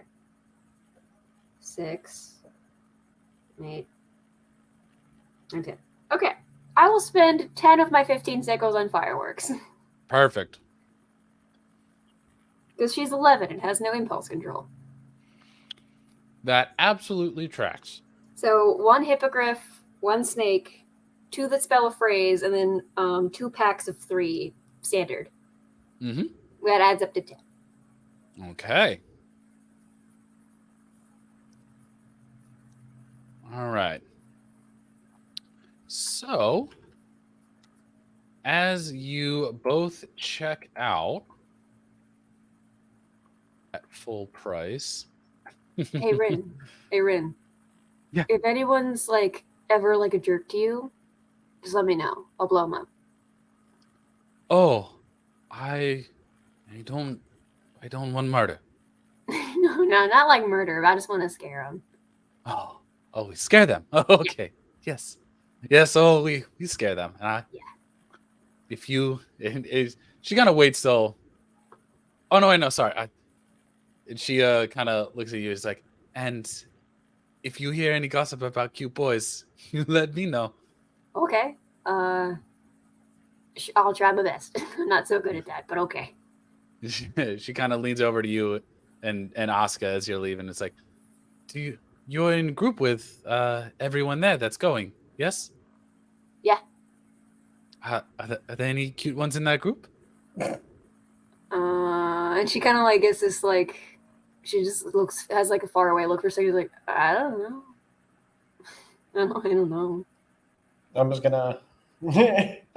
I leave for a second, then come back and be like, "Come on, let's go. We're leaving." Okay. What? Okay. What? It's okay. I guess we gotta go. Bye. She's like, oh, see you. No. You two come too. Come on, Ren. What? Oh What? no, I must go. I see you. Okay. She kind of goes off. So what's wrong? What problem? What? I saw the teacher. Oh shit. And Asuka, as you're doing that, you see Professor Milne just going, all right, let's do 1, 2, 3, 4, 9. Come on. We're right 10, behind 11. you. There you two are. We're All right. behind you this whole time. Now, don't give me sugar and tell me it's honey now. Come on. And she kind of just like, fine. And he kind of leads everyone. Is like, all right now, everyone keep going down. And he leads everyone down. Is it okay as we walk if I notice Elsie's cat and she's just like, oh, it's so cute?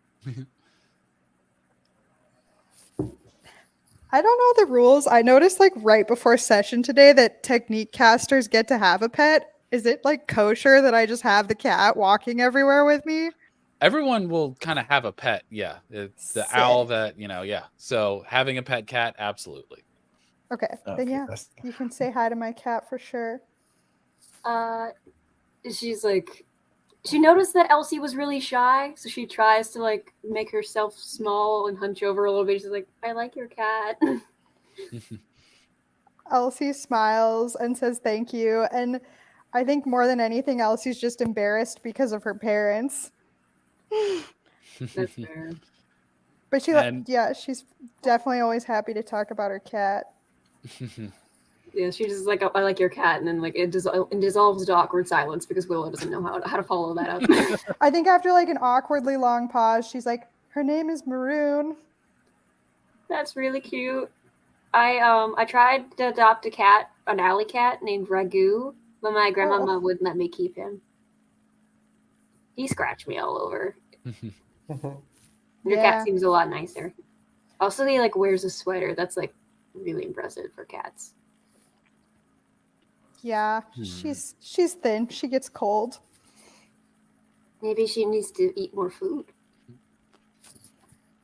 And it's right at that point that you all arrive in front of a kind of like large corner store with just this wand swinging in like the sign shop. As you all go in front of Ollivander's wand shop. So Ollivander's wand shop kind of stands quietly and majestic amidst the bustle of Diagon Alley, and an old age kind of sanctuary of wisdom. The shop with its kind of narrow facade and large kind of blacked out windows kind of looks like a giant tome of tales yet untold.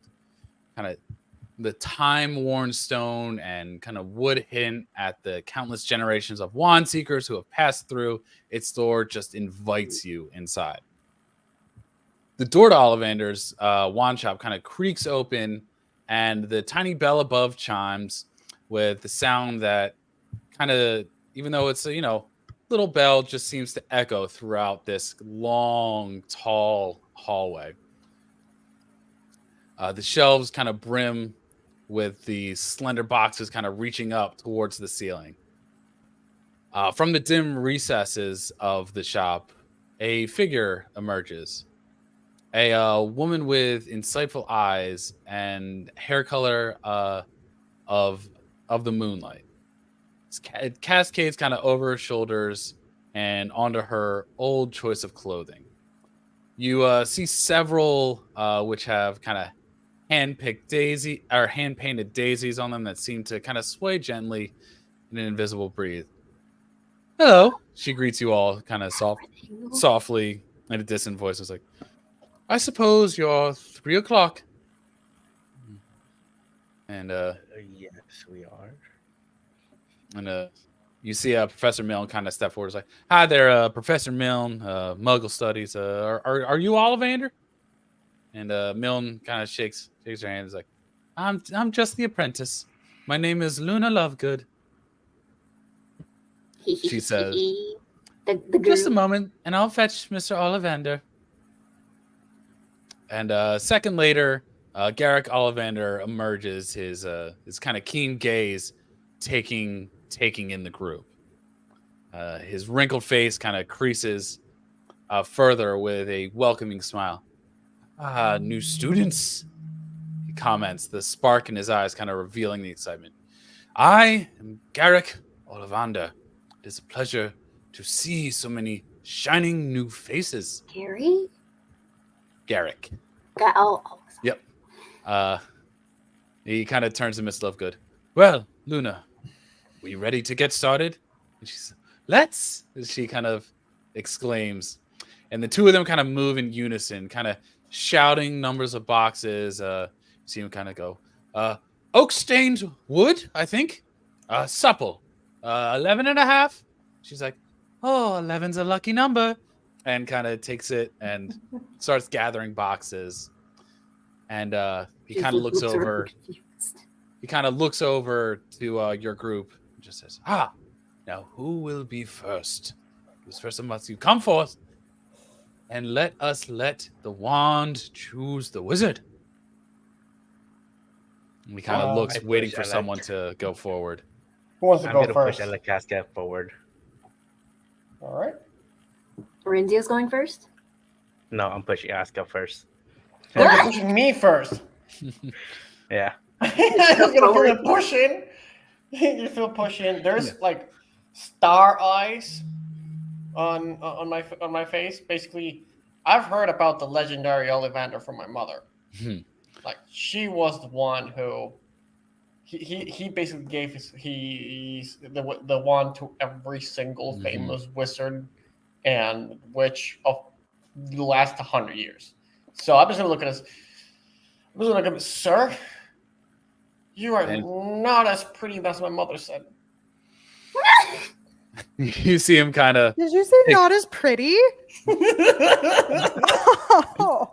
You see him kind of like kind of tilt his head and look at you curious. It is rare that the powerful are also pretty. Seems the two do not go in common together. I mean, look at But my dear, maybe you'll have a pretty little wand. Now come, select. Or more so, wait for you to be chosen. Ooh. And you see a few different wands in front of you. You see one wand with like a like cherry wood with almost kind of a this line running down it, almost like a unicorn's horn that's kind of like spiraling through the center of it. You see a few more, and you also see one with this kind of Hollywood that has this kind of red shimmer to it. As you can see, like bits of like a phoenix feather kind of going through the center of it. And you see like while all of them kind of have a different shape, you see that it's mostly kind of center, but like almost kind of like hooks to the left at like the tip. Or sorry, no, at the bottom of it, almost like a grip at the end where your hand would go. I look at the wands and I say, it is not a difficult choice because the moment I saw it, I knew. And I grabbed the holy wand, the holy wood wand, The one you said that had the kind of like a grip. Yep. And I went, this is the one. And go ahead and make a spellcasting check for me. Spellcasting check. In my case, that would be charisma, if I'm not mistaken. Yes. So a charisma check. Oh, look at that, 22. 22. So you, as soon as you grip it and grip your wand and pick it up, there is a heat that just kind of like a warmth that just like starts in your palm and just kind of like goes up your arm and just almost starts to like just radiate a soothing and just nurturing heat within you. And you almost forget that you're holding the wand, as it just almost seems to just naturally fuse into your hand and just becomes an extension of your hand as you pick up your wand and you see Ollivander kind of smile. It's like, ah, yes. I believe that one will do quite nicely, young lady. This one is perfect. Thank you, sir. Don't thank me, thank your wand. Thank you, wand. And you hear, you're welcome. And he kind of looks, he's like, next among you. We have so many wands. Does she literally hear you're welcome? No, you're not hearing voice. Okay. That would change Willow's reaction. She already is confused about the fact that like he's like, oh, the wands you choose wizards, and she's thinking like, what? What? Are they alive? No What? sentient wands. I want to see Willow's like puzzle face. I'm just looking at her. It's true. And she's like, oh my god. He kind of looks over and it's like, looks over to Orenzio. Be like, and what about you, my good sir? Come, Since I step did- forward. Yeah, I'll go forward. I step forward Okay. shyly. I will say Willow definitely gave Orenzio like a what the fuck look when he pushed Asuka forward. And like then he's walking up and she's thinking like, oh wait, he's a boy. Is he cute? And she's like, she has this like thinking look as she's staring at him, and she still doesn't know. She's All trying right. to like keep an eye out for Rin. Yeah. Yeah, and you look at the selection of wands in front of you. There's a few that you see. The first one you see is this wand with kind of this laurel wood that almost has a kind of ridged spine to it, almost like it has dragon scales going down the spine of it, and is a fairly long one, but seems to be like straight as an arrow. There's no kind of bend or any sort of like bendy form to this one. You see another wand that has like a very well polished oak and almost has like fungal patches in it that has almost seems to like hook and bend 18 different ways. Like it is a wand would be calling it generous. Like it is just a loop-de-loop of a wand. And then you also see a wand, this bright kind of polished yew wood with a red shimmer across it as well. But instead of having a hook at the bottom for the grip, almost seems to kind of flare up at the end. And is any one of these wands calling out to you? The last one. That one seems very interesting to me. Okay. All right. You pick that one up. And as you pick it up, you feel this heat as well, but it kind of like hurts a little. And just flicking your wand around, why don't you go ahead and roll me a D100? D100.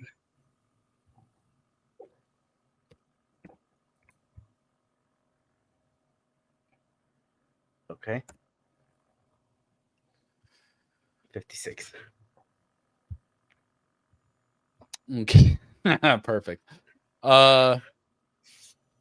So you kind of swish it around, get a feel for it, and this heat kind of radiates, and it continues to swell and swell before that hook at the end kind of explodes, and you get like kind of a black face of soot as there's a small explosion. And this wand doesn't necessarily feel right, as Ollivander kind of shakes his head and says, "Do not force it. Do not go by the eye and what one wants. Reach out and see which one will feel right." Okay. Use the force, Luke. I chuckle at the reference on that. You get the reference. There you go. I guess I pretty much just hover my hand over the two other wands and just see which one feels more going Make a towards it. spellcasting check. Since I'm an intelligent, do I just roll intelligence? So that'll be an intelligence check, yeah. Okay.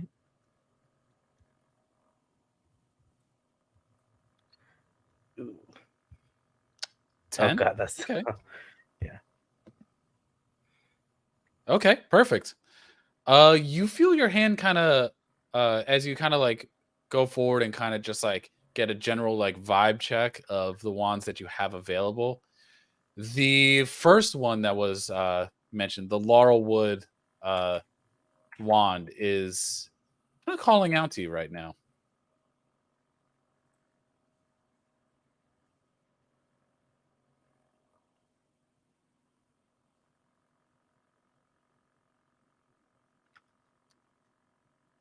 So what do you want to do? You want Sorry to? about that. I did not catch that. Yeah, no, yeah, that first one, the Laurelwood bow, or not bow. Sorry, wand. Since I feel like towards it, I want to just grab it and like gently grab it, just slowly Mhm. picking it up, just looking at it or just feeling how it feels in my hand. All right, perfect. So you pick it up, and especially with that check you just made, you feel kind of as you pick it up, you like kind of run your thumb down the ridge line of this bow, like almost, or not bow. I don't know why y'all are rangers now, but of this wand, and you can almost like feel the dragon scales that kind of make up the core of this wand, and you almost feel almost weightless, like you feel like you're flying, and like you could like almost like feel these wings grow on your back, and like you're ready to just take off. Of course, there are no wings, but you just feel like you could just take off and fly, and it just feels good. With that sensation of the wings, I just people just try to touch my back to see if there's anything on there, just because of how the sensation felt. And you see Ollivander kind of just give a smile. I knew this one had the heart of a dragon. Very well. Kind of. Wait, is that like literally? And she like whispers to whoever's next door. And you I well, think Elsie could be nearby, and Elsie would know and would explain that it doesn't mean he has the heart of the dragon. Okay. I'd still figure out like what's real and what's not real here. you hear Ollivander. Ollivander hears you say that, and it's just like, "Well, my dear, find out what is real. Come forward. And let your wand choose you." Okay. She'll walk up. Definitely like hunching over is like now she's in front of everybody and everyone's watching her. And yeah, she'll see what's there. Okay. So there's a few different wands. There's one of this this kind of spruce wood that has almost no bend in it at all, and is like shorter than most of them that you've seen. Is like about 9 inches or so, but is kind of just the shortest one that you see. There's also a rather long willow wood wand that almost like kind of when the light catches it has like a kind of red reflection in it, almost like it's got like a red varnish across the top of it. And the last one you see is this oak this oak wand that is kind of like in the middle as far as length goes, but has like it's almost like a mossy core within it. And of the three wands in front of you, is there anyone that calls out to you? She looks at the wands and is just like she saw what the others did, but is still kind of confused in what to do. And so she like reaches out to like mostly just to poke at the moss one. She's like, "Is this really squishy moss?" And she like picks it up and is like, Yep. Go ahead and make a spell casting check as you pick up that moss one. "Spell cast intelligence."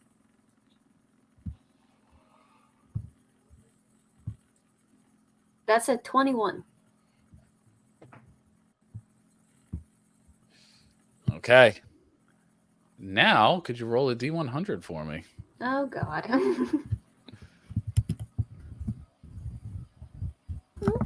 Almost good D200. 89. 89. Rolling high. Okay. So you Willow, you don't notice anything right away as you're kind of just like poking it and you're feeling the squish of it and you're not really seeing much. Like you see like almost like this like green pixie dust kind of just like get out of it as you squeeze it, but then everyone else, you see that this dust kind of coats her and Willow is gone. Wait, what? So she's did still not there, know just they could standing do there, that. like squishing the moss, and she's gonna like try and like wave it around, but she doesn't know she's invisible, and it's just like. Well, she heard did Asuka say the wait what out loud, or is that you, the player? I'm just checking. What's that? Did Asuka say wait what in character? Or out of character? That's in character. Like, Okay, so if she I see hear it that and turn around and disappear, be like, "What?" I'm just gonna look at the at the classmate. Wait? No, I just made a friend and she vanished. No, this can't happen. No. And she like looks down and doesn't see herself, and she's like, "I'm still here. I'm just like queer." And she like waves her hand in front of her face. And you see Luna kind of come up and like give a little prance up. He's like, my favorites of the backcasts, and kind of like skips and like does like a little wave like around the top of like waves her wand like around the top of you and just shimmers this light that kind of illuminates you and kind of dissipates this dissipates the invisible effect. And she kind of gives a little smile and kind of like shifts in place. It's like, I know it's scary, but keep trying. I know good things will happen.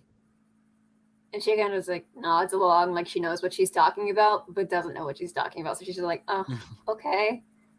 And you didn't die, which helps. I could have died. No, you didn't. I could have. Cool.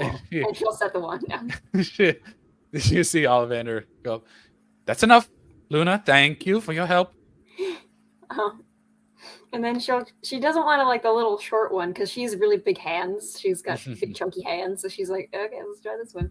And she picks it up and holds it and tries waving it around like a widget and see what happens. You said the longer one, the willow one? Yes, the willow Yes. wood. Okay. Yeah, so you pick that one up, and as you wave it around, there's almost like a red wave effect as you kind of go, like almost like a rave light, like a glow stick or something, as it just kind of like radiates a little and then just kind of dissipates into you, and it just feels natural and good. No. Is this the good thing you were talking about? You see Luna just smile. Mm-hmm. Yeah. Cool. Okay. And then she'll be like, "Thanks," and step backwards. She kind of chuckles. Is like, "Well, it's not the death, so it's better than that." Yeah, I agree.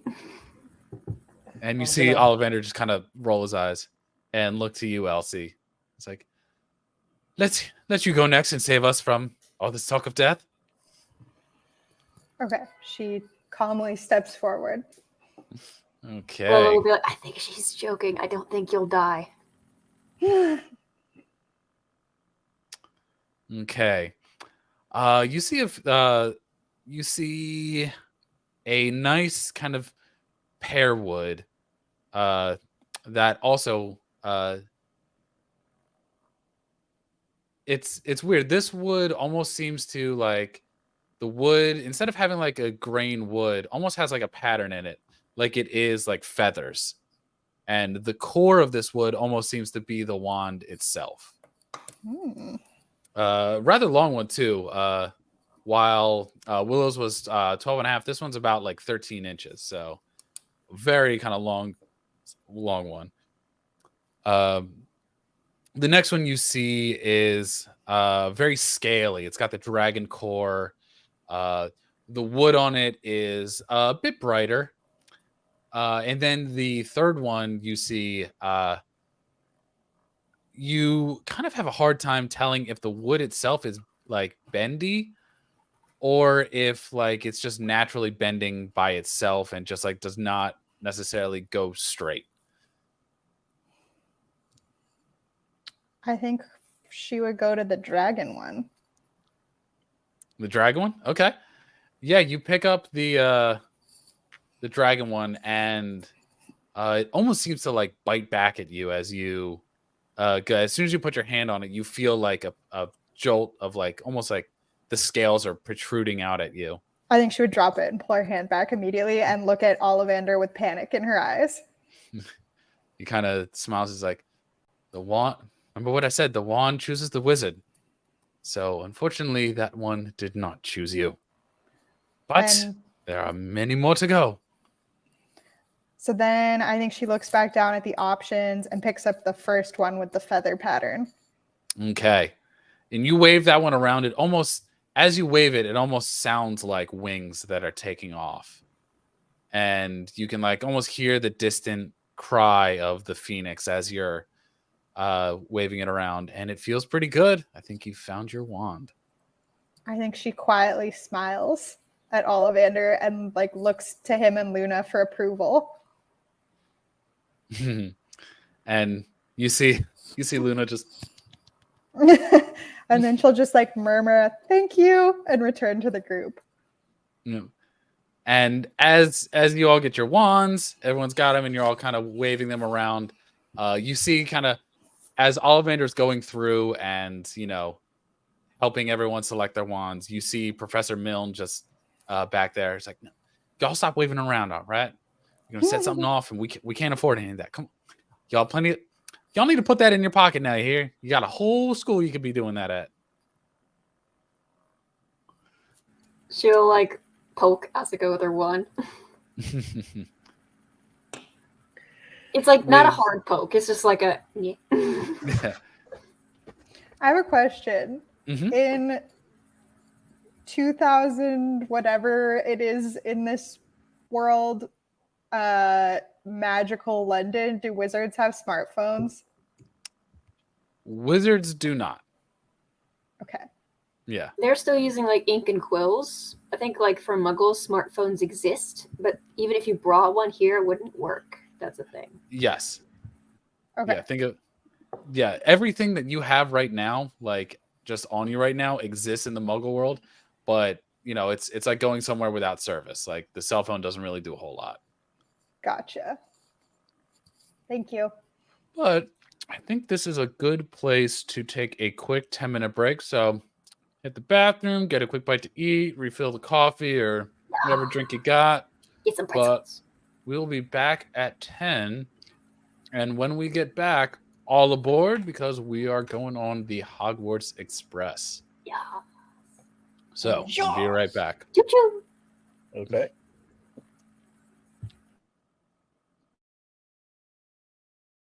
Are you looking for that perfect gift for that tabletop role player in your life? For that podcaster? For that little sister that keeps going on and on about shiny math rocks? Well, look no further. OBP Musical has you covered. Original theme music for your characters, worlds, podcasts, and more. Has your bard written lyrics about a party member's tragic demise? Let us compose to them. Or better yet, let us write those lyrics for you. Chewy!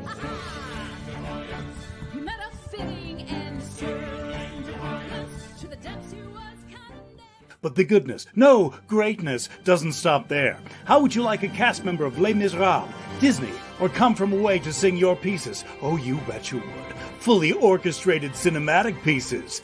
Pieces like this. Who'd rise to meet the call, who'd fiercely face the danger, be a hero to them all. For the hordes of people We have 8 vocalists, 7 composers, 2 lyricists, and an admin team ready to take your request. For as low as $60 US, you can get your own musical theme. OBP Musical, making fantasy a reality.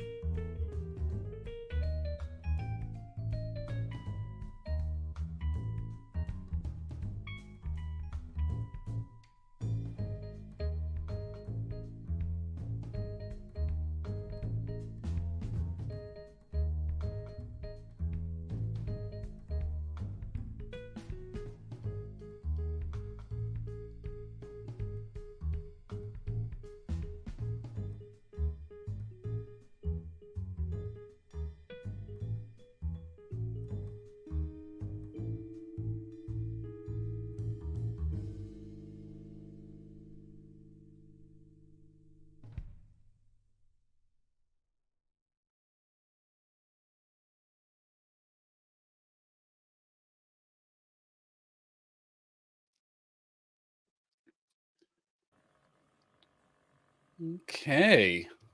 Let's see if everyone is back. No. Hello. Hello. I got All some right. peanut butter and pretzels. Well, all aboard because we are returning back to platform 9 3/4, where the air is thick with anticipation as you kind of step onto this bustling platform of King's Cross Station. The air scent of the steam and kind of faint tang of coal kind of fills your nostrils. An unfamiliar blend of signals the start of your first year at Hogwarts. To your left, the Hogwarts Express stands tall and regal, its scarlet paint gleaming under the station lights. The train's whistle pierces the air, a clean, sharp note that echoes off this high ceiling station. Departing for Hogsmeade Station, 5 minutes. A train worker, kind of dressed in blue, yells from the engine.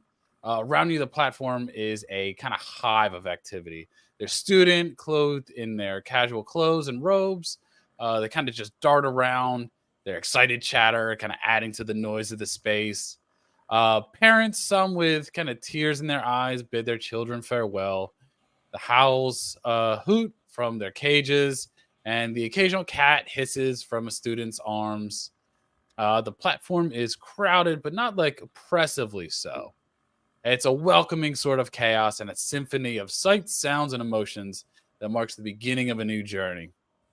With a deep breath, you all kind of hoist your luggage onto the kind of cargo bay and step onto the Hogwarts Express. The narrow hallway of the train greets you, stuck behind a long line of students trying to do the same as you.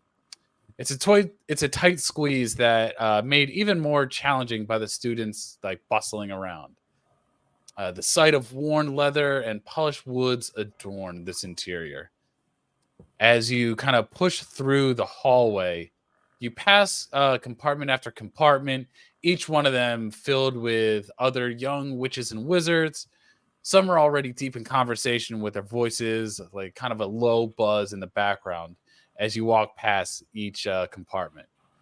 Others are unpacking their belongings and kind of just spread their belongings out in a chaotic array. Finally, you spot a compartment that's not as crowded.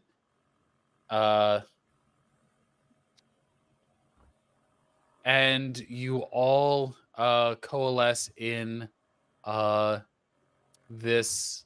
You all kind of get in the same compartment as each other. Right as the train leaves the station, and you all officially embark to Hogwarts. If you all want to kind of introduce yourselves in character, I know some of you have met each other already, but I think this is the first time the four of you kind of been alone together. I'm just gonna look at Willow and be like, I know that guy. I'm his lawyer. Well, he pushed you. Why would you push your lawyer? And she like looks at him like confused. That is a very good question. Why did you push your lawyer? Very, very good questions. Here's the answer. You weren't good as a lawyer. I had to escalate the whole thing myself. Excuse me.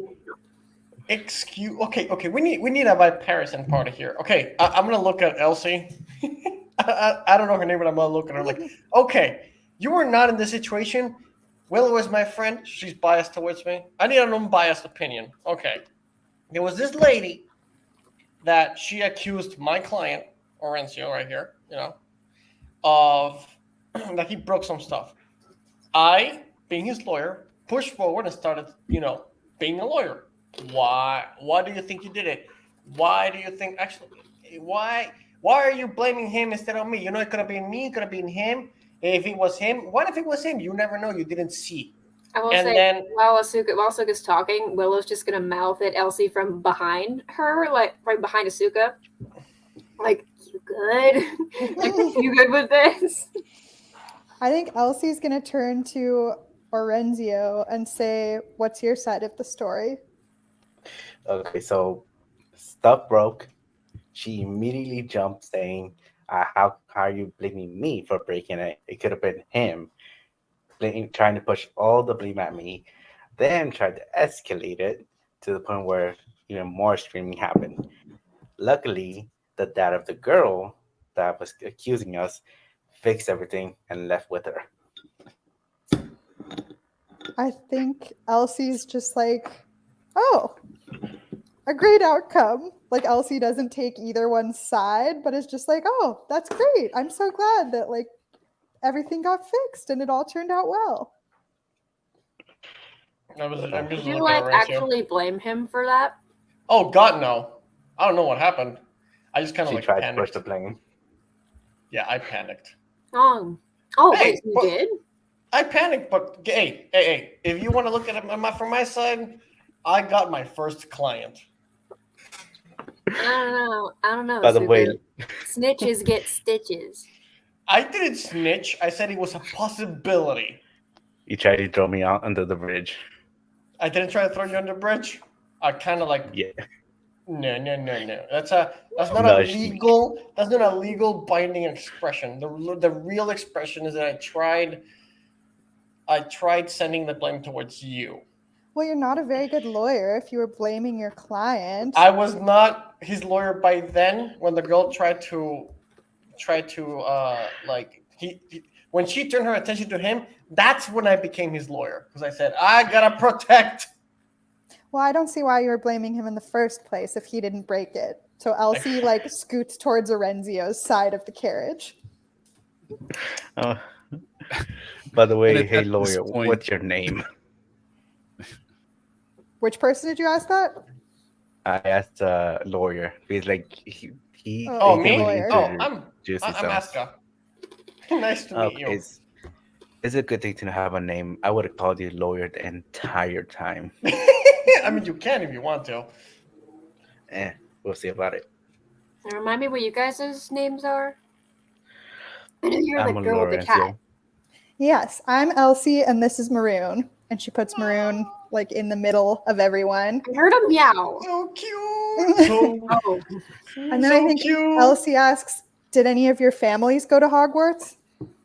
well, my dad did, but it's like, I mean, I kind of never met him, so I guess I didn't really know about any of this until 2 weeks ago. 2 weeks ago.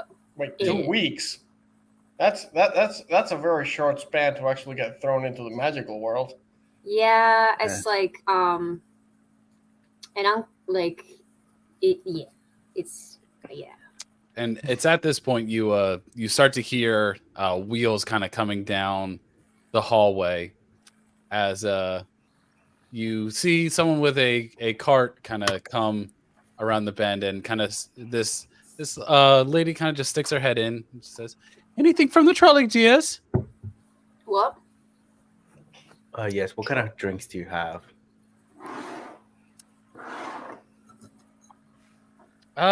We don't have any drinks. I can see if maybe one can fetch you, but this is just candies and sweets. Ooh, Okay, candy? give me some. Do you have pop rocks? I don't think we have rocks, but Do you have we any have of that like exploding chocolate? no, we don't have any of those, I'm afraid. Oh, Man. sorry. that's- Sorry, I didn't mean to be rude. What do you have? We do have some exploding bonbons, some peppered imps, chocolate wands, some I heard fizzing whizbees. exploding. Could I have some of those?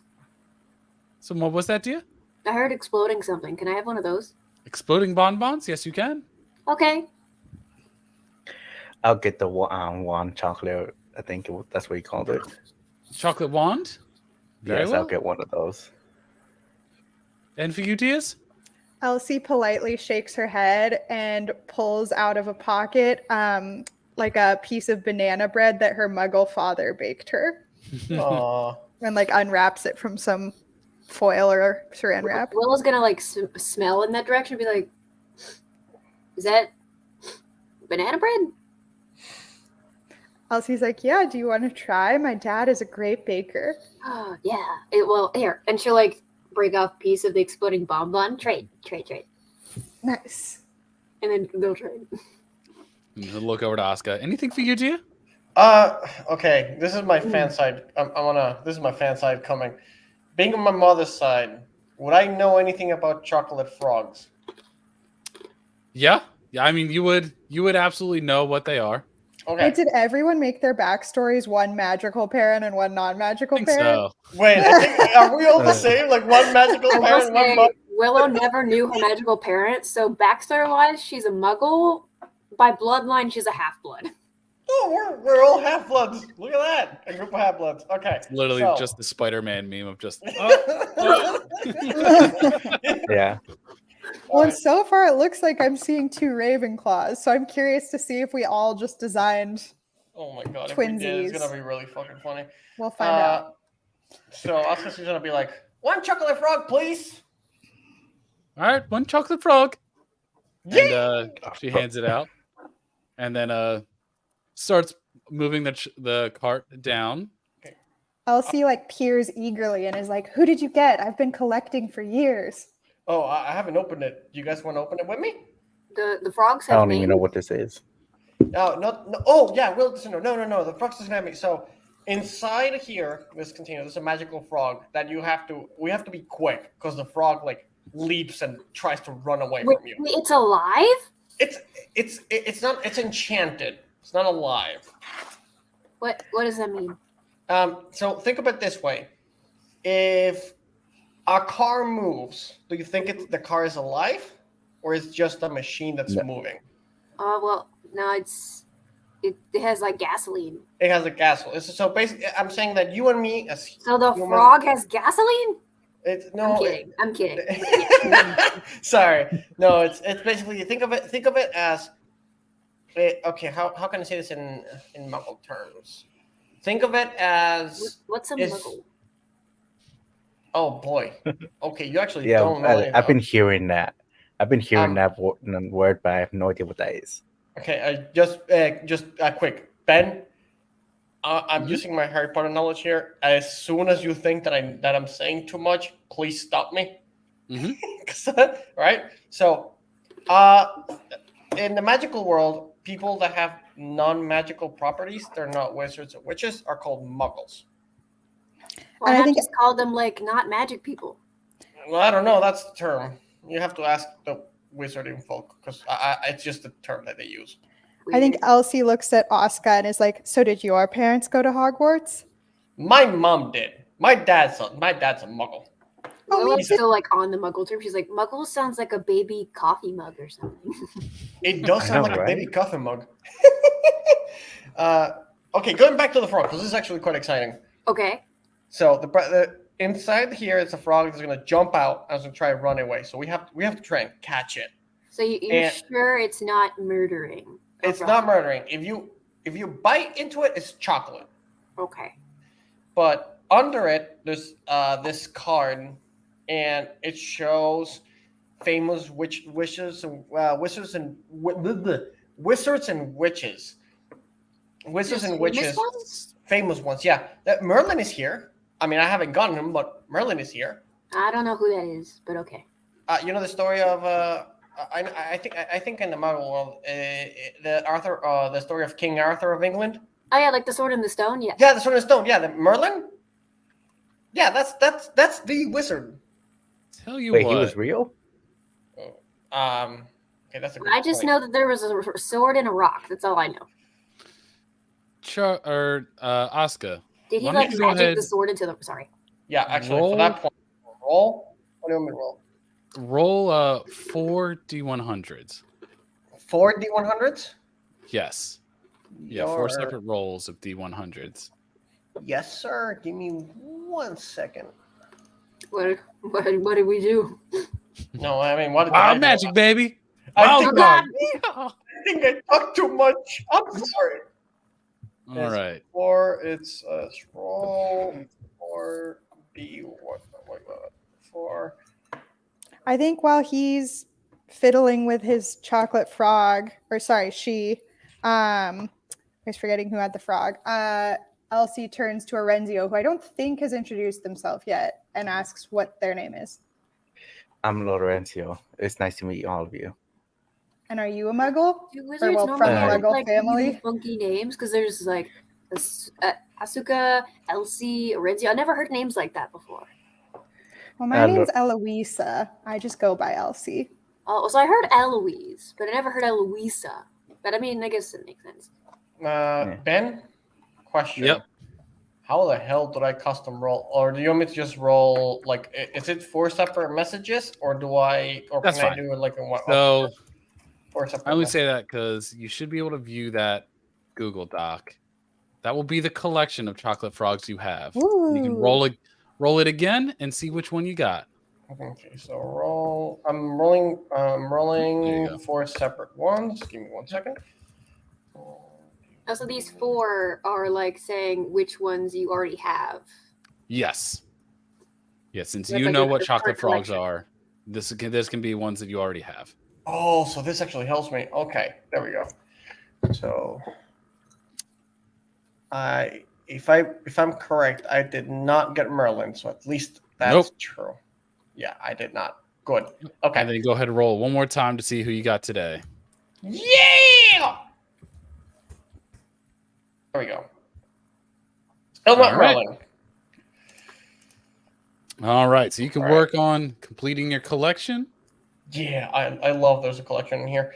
So I'm just gonna say, okay, so inside here, this famous Witcher wizard, and it's a 100 different cards. I have 4 of them. Mm-hmm. None of them. I'm looking for Merlin because Merlin is my boy. So Okay. But wait, Actually- why is there like a famous Witcher wizard with a frog that's made of chocolate? no. Think of it. Okay. Think of it as Pokemon cards. With the packs? Oh yeah, I know Pokemon cards. My Yeah, friend think of them Tobias as that. likes Pokemon. He likes like the archetype Pokemon because he's so edgy. He's an edgy. Think of it as that. You get a random card with the chocolate frog. The chocolate frog is just the extra. Oh, okay. Yeah. So actually, you know what?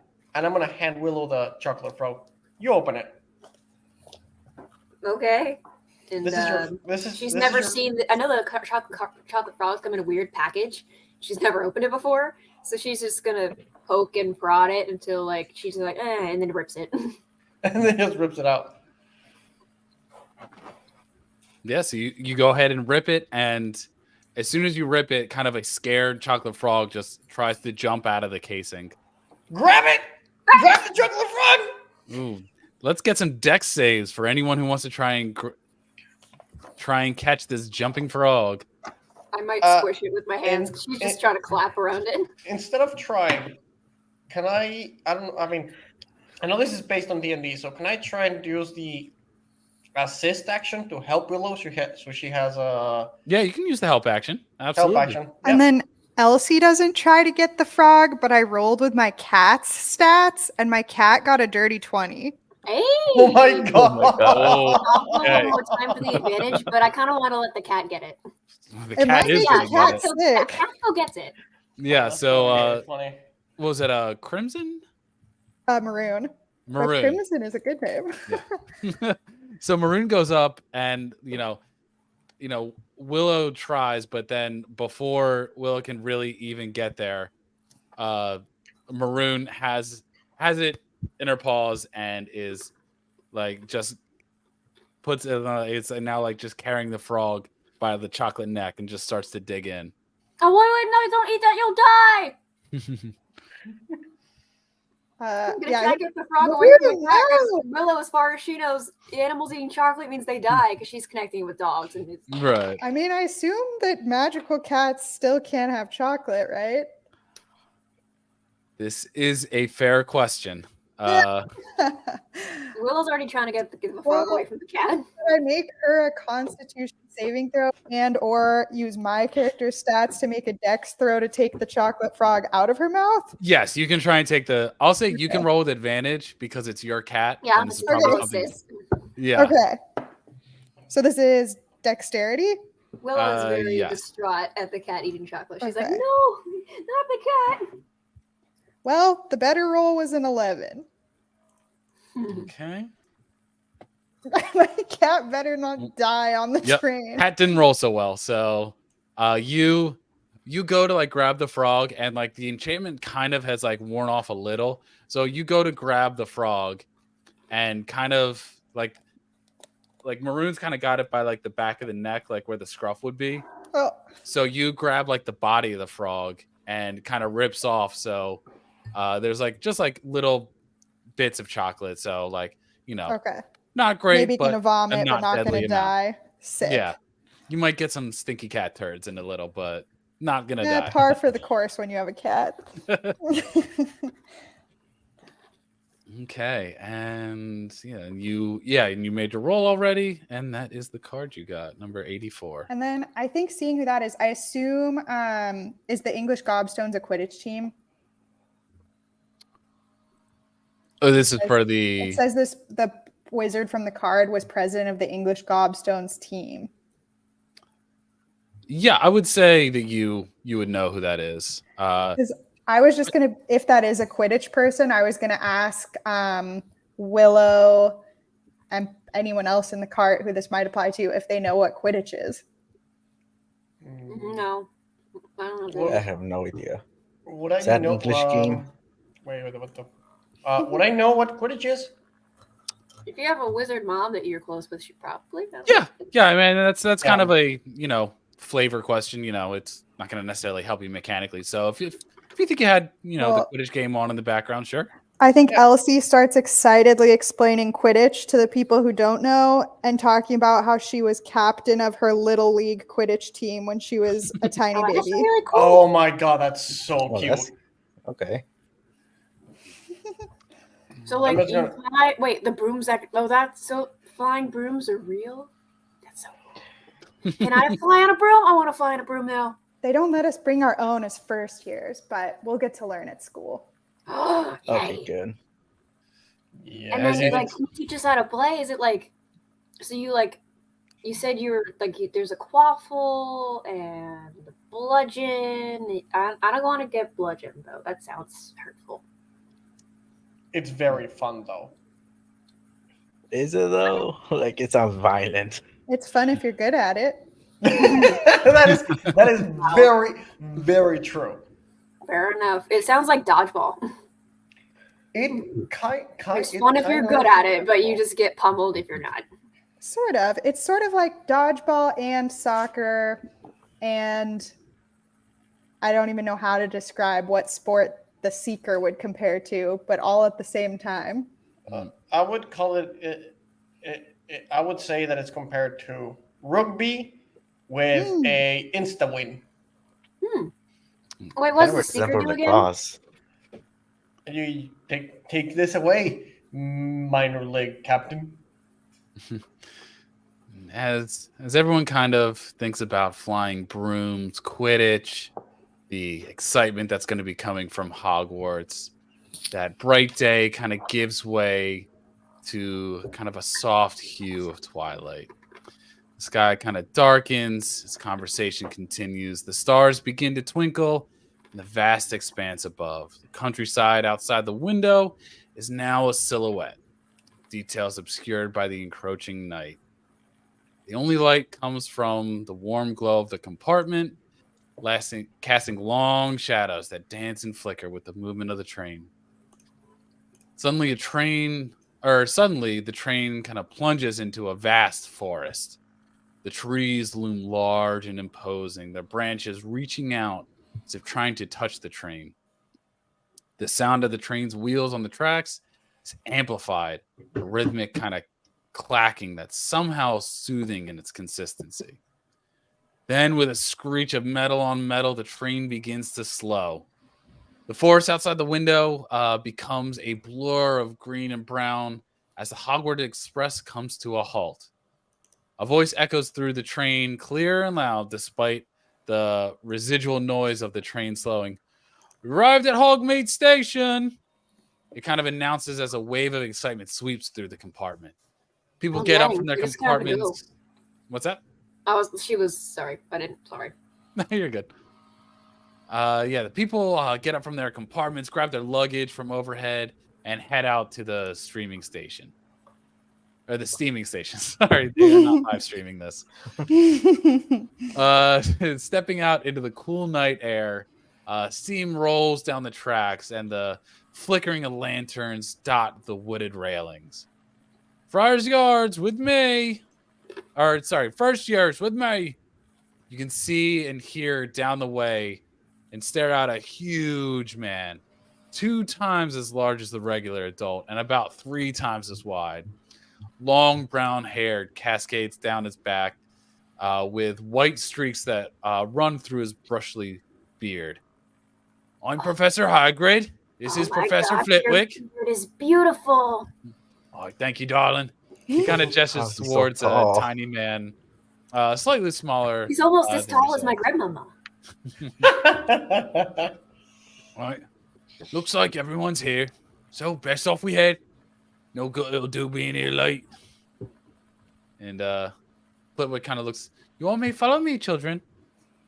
Okay. And, sorry, this is getting a little cutscene-y, so it's not a whole lot going on, but we'll go through it. But leaving Hogsmeade Station behind, you make your way down a winding path to a small little dock. The dock is quite humble, made of weathered wood that cracks underfoot, but nearby a fleet of small blue painted boats bob gently in the black lake, their hulls casting long shadows on the grass-like surface of the water. Stepping onto one of the boats directed by the teachers, you feel it sway gently under your weight. When everyone's settled, Hagrid announces, "Away!" And the boats move on their own accord, journeying across the lake. The only sound of the lake is this soft sputtering of the boats cutting across the surface of the water. There's no wind tonight, and the lake is as still as a mirror. Reflecting the star-studded sky above and the dark silhouette of the forest around it, it's a surreal sight, as if you're floating on a world all of your own. As the boat rounds a bend, the sight that greets you is nothing short of magical and breathtaking. Hogwarts Castle, set upon a high black cliff of dark stone, majestic and imposing, rising from the shoreline. Its towers and spires are bathed in soft moonlight, their outlines sharp against the night sky. The castle's reflection in the lake is a shimmering mirage, a ghostly echo that adds to the ethereal beauty of the scene.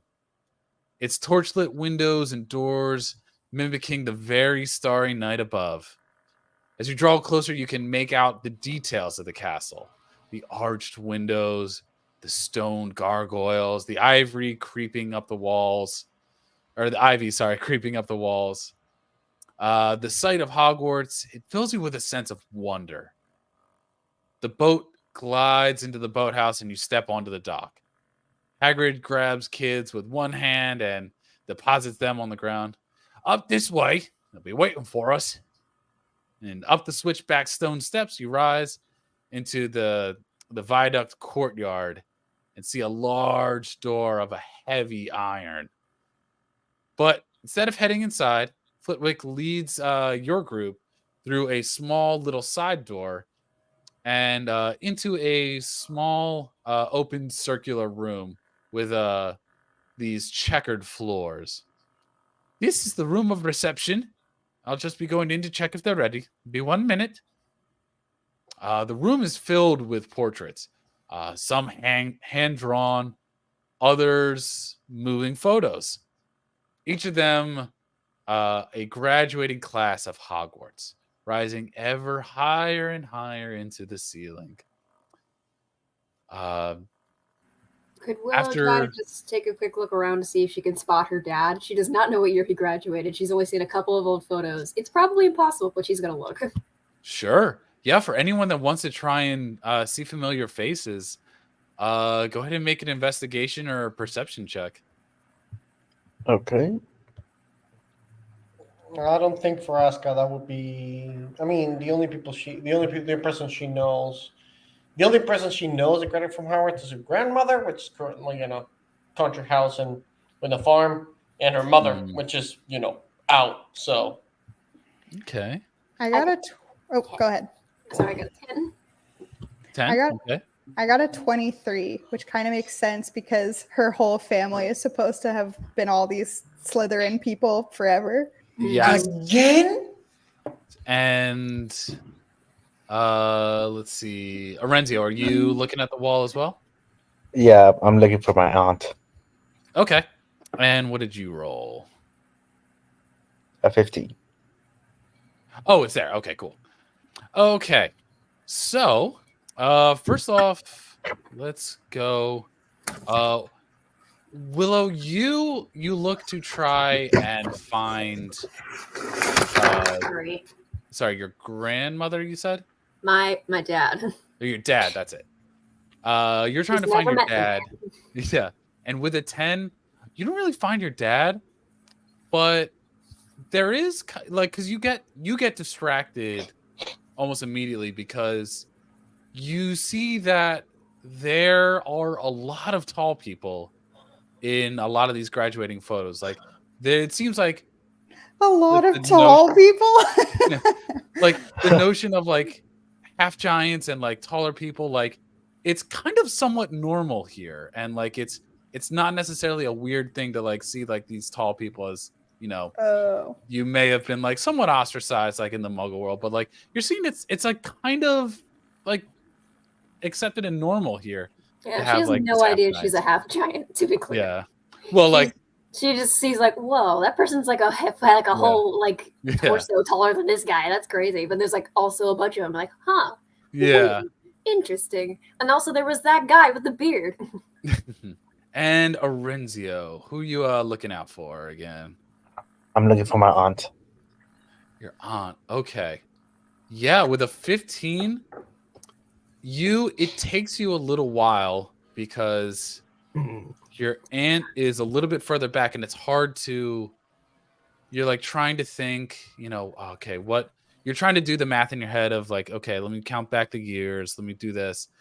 And finally you get a good look at her and like you see the graduating photo and she is just kind of like beaming with pride and like excitement. Like it's like you know your aunt to be a happy woman, but like this is like another step for her.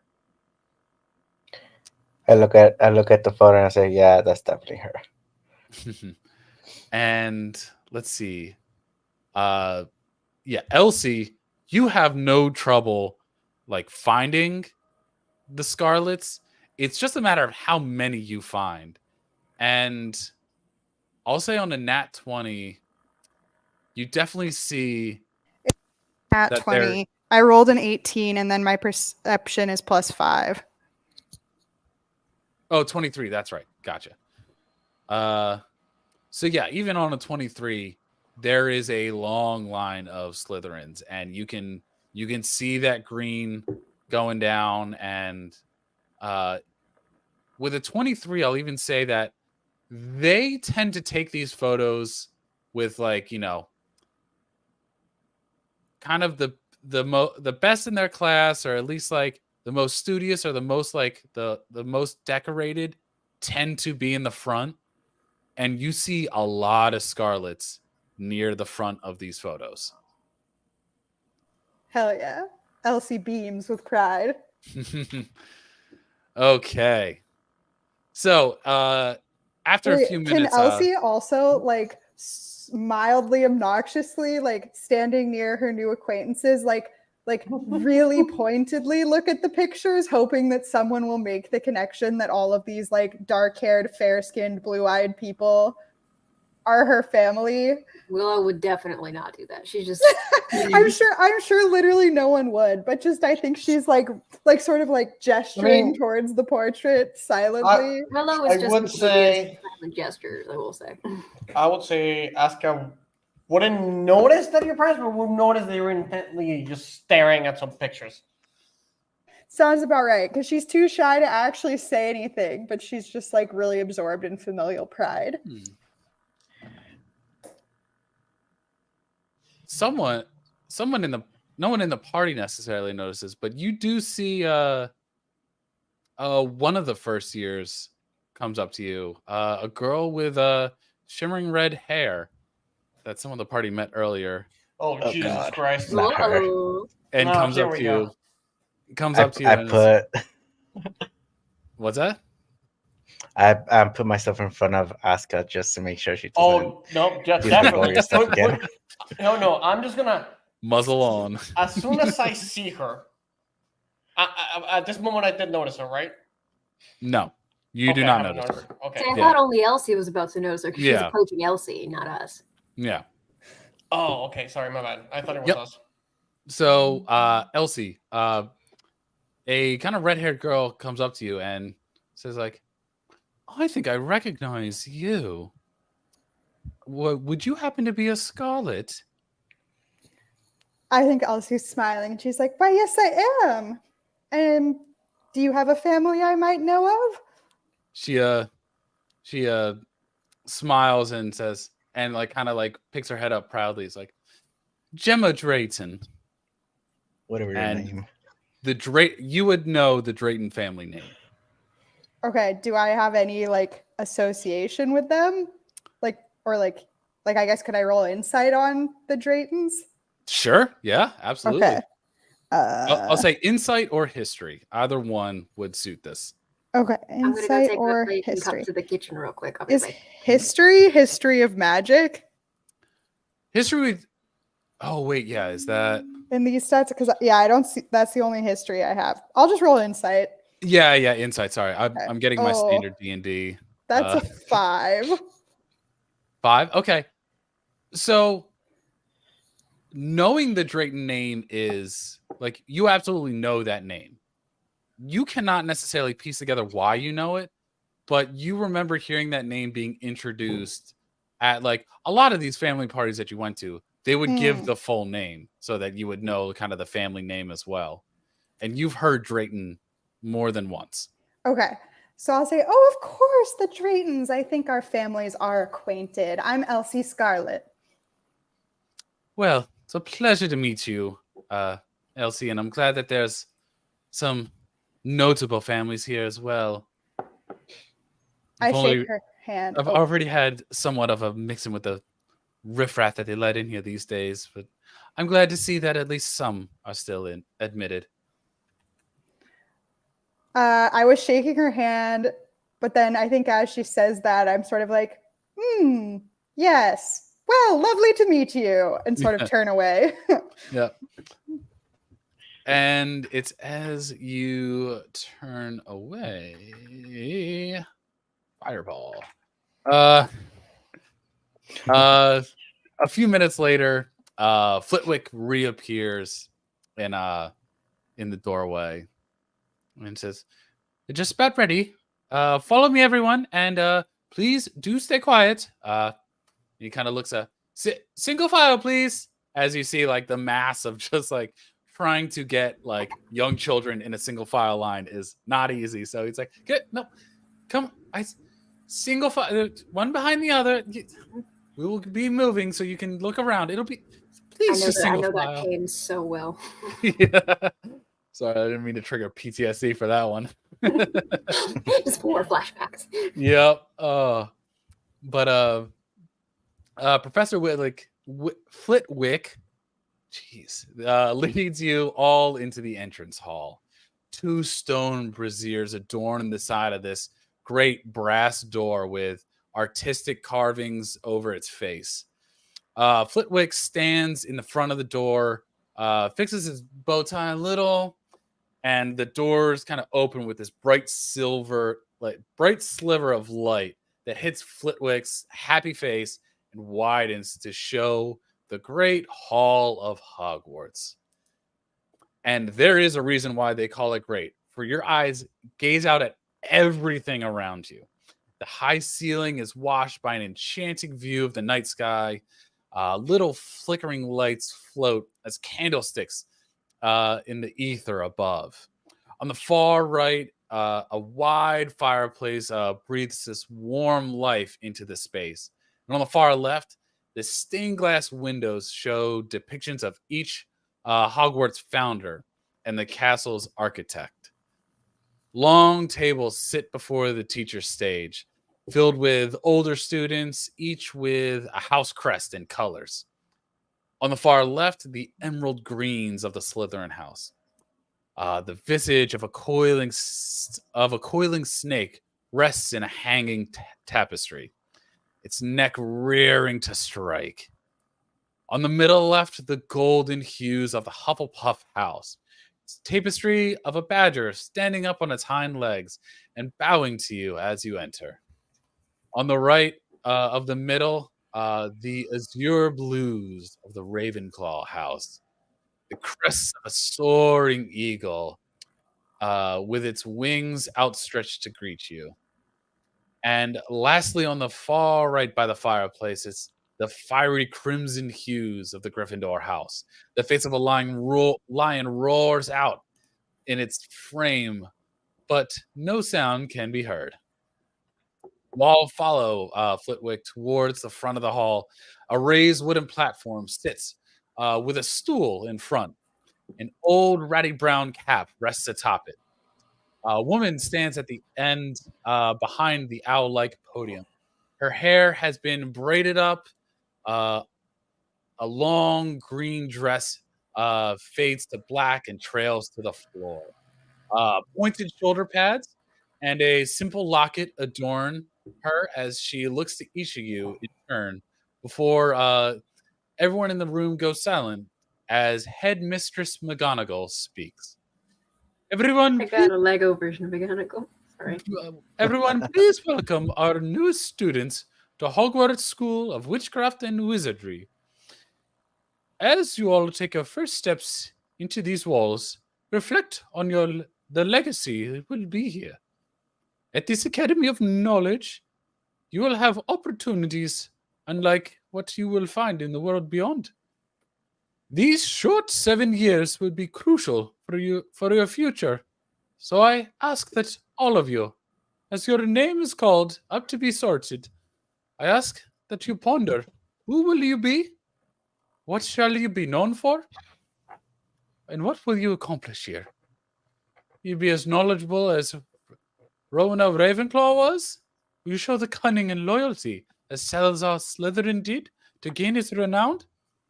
Perhaps you will lead through empathy and community, as so many through Helga Hufflepuff's house did. Or would you press forward into action and courage, as Godric Gryffindor, to see a new future shine in the distance? I shall call each of your names in alphabetical order, by surname. When I do, I ask that you come forward and suit yourself in the stool in front of you, at which point the sorting hat will place you in your new house, which you will be bound for the remainder of your schooling here. Give me 1 second. And since I do not have an actual sorting hat, you'll have to bear with me as I don mine. Since, Yay! since my Phillies just clinched their playoff berth, Yeah, Hey, dude, good for yeah, them. dude. I gotta say, clap. playing That that was a wild fucking card wonderful- spot. That was a fucking wonderful game. You deserve it. We're gonna Oh. have pride. But she says, first up, Willow Adderclaw. So she jumps, and okay, so she saw McGonagall, saw her really cool hat, focused on that, missed the first part of what you said, and then zoned out for the rest because she missed all the context. And then suddenly she hears her name being called and is like, what? You see Professor Flitwick, who's probably used to the first one of every first year, just staring stunned, kind of takes you by the hand and leads you up and sits you down on the stool. Oh, okay. And she just like shrinks under everyone's gaze. And she you feel the hat getting placed on you, and you hear, or not so much hear, but you just like feel almost like something is rooting around in your head. Almost like there's something crawling on your hair, like on your scalp. She'll like, Like reach there's up just and like a scratch. slipping. Yeah, it's not a very comfortable feeling as you hear a voice in your head that just seems to be sifting through everything and just is sifting through and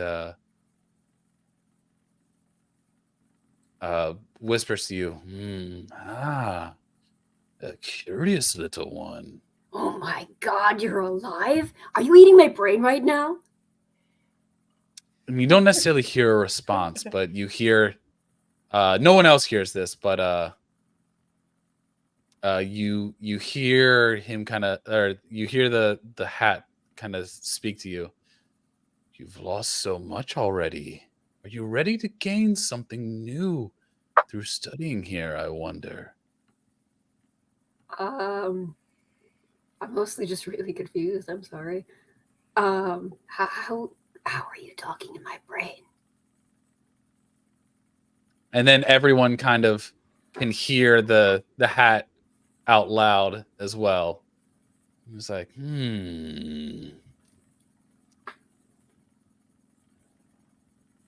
I think this shall do just fine. Gryffindor! And you see the kind of Gryffindor section emerge and applaud as they kind of cheer and kind of beckon you forward as they kind of make way and clear some room out for you to sit down. She definitely like stumbles on her way over to the table because she's just like, and then she's like, and then goes to sit down. And it says, next up, Delilah Aiken. As you see, give me 1 second. Hey there, Delilah. How's it going, New York City? I think, yeah, there we go. Now you can see who's coming up. You see Delilah take the stage. As the hat kind of says out loud, brave, little brash, soft heart and heavy mind. Some may assign the Griffin, but I think Hufflepuff, as the Hufflepuff section cheers and continues on her way. I just realized that it's gonna give it away as I go. That's annoying. Oh well. So next up, you see a boy come up that sorry, let me bring up a boy that a few of you or that Elsie has already met. A boy with this kind of blonde hair. As you hear Headmistress McGonagall, Nolan Anderson. And you see Nolan stand up and kind of just like not know what to do next. As you see Flitwick be like, yeah, and goes and kind of leads him by hand. And everyone make me an insight check real quick. Yes, sir. Okay.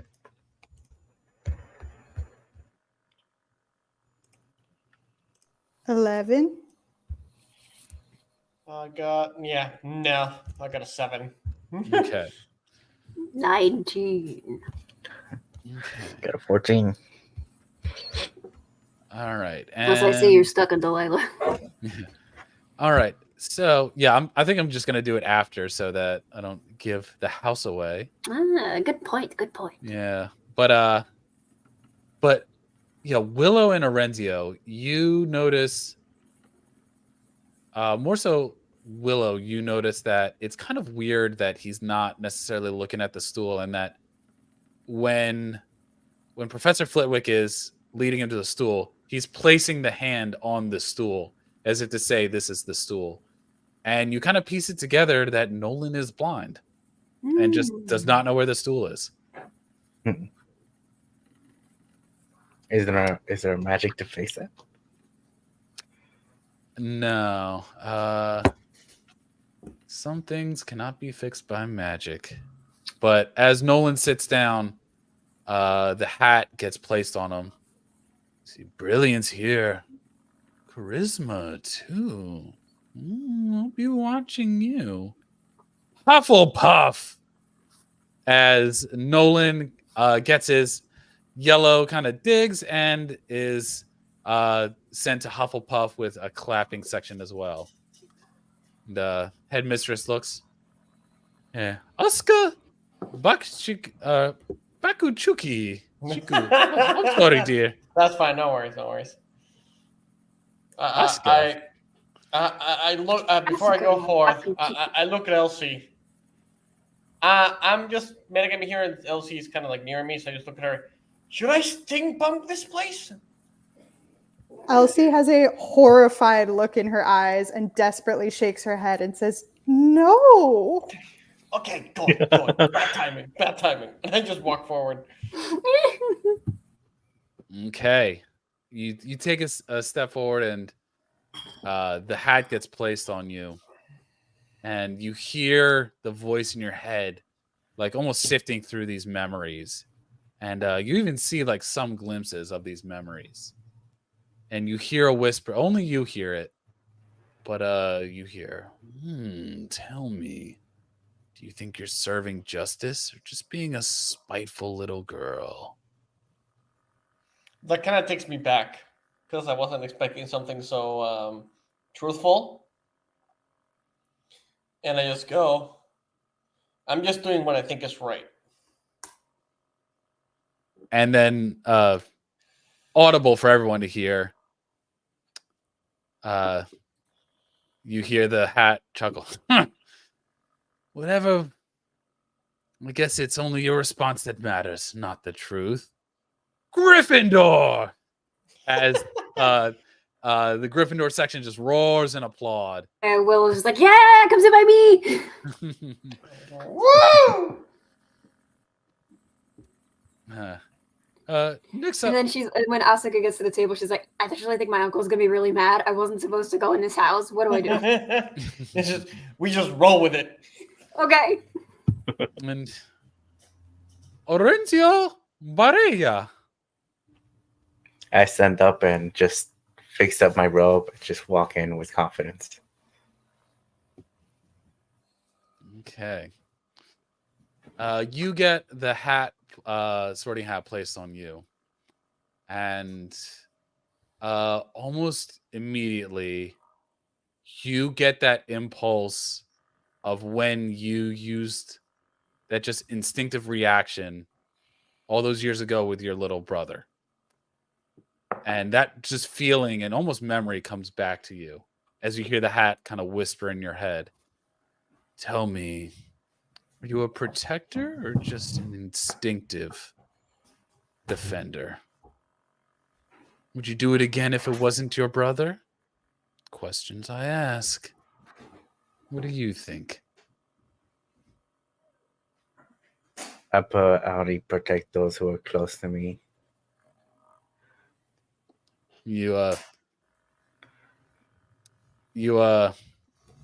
Everyone else hears the sorting hat.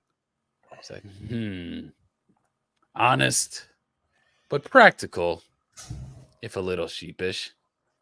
Ravenclaw! Yay. And you see the Raven. It's funny because you've seen like the very expressive Hufflepuffs, the kind of like very kind of expressive Gryffindors.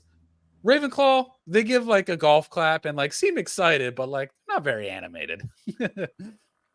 When I see that, when I see that, I just say my kind of people and start walking.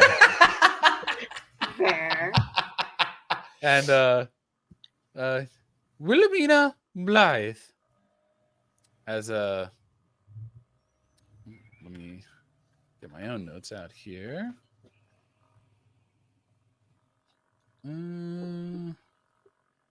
You see this small girl with this like long kind of or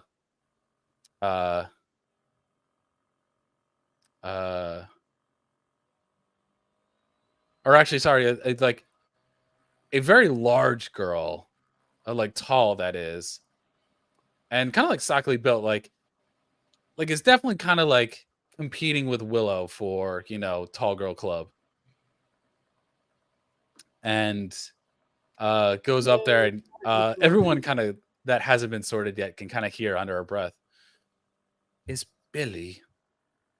But like kind of like pouting to herself as she takes a seat up and gets the hat placed on her.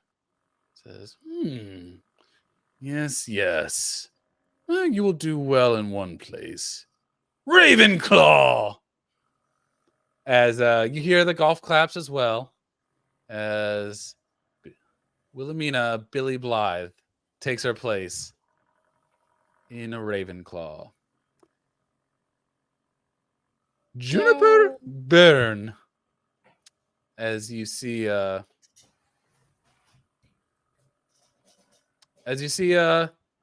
girl with these kind of like real curly like red hair come up and takes a seat, and you hear the hat kind of just they will prosper with your caring hands and a level head. God knows they need it. Hufflepuff! As they start cheering and kind of banging on the table. There we go. Reese? Ooh, another crazy redhead like you. And you see kind of a fair skin, more darker, black-haired boy come up.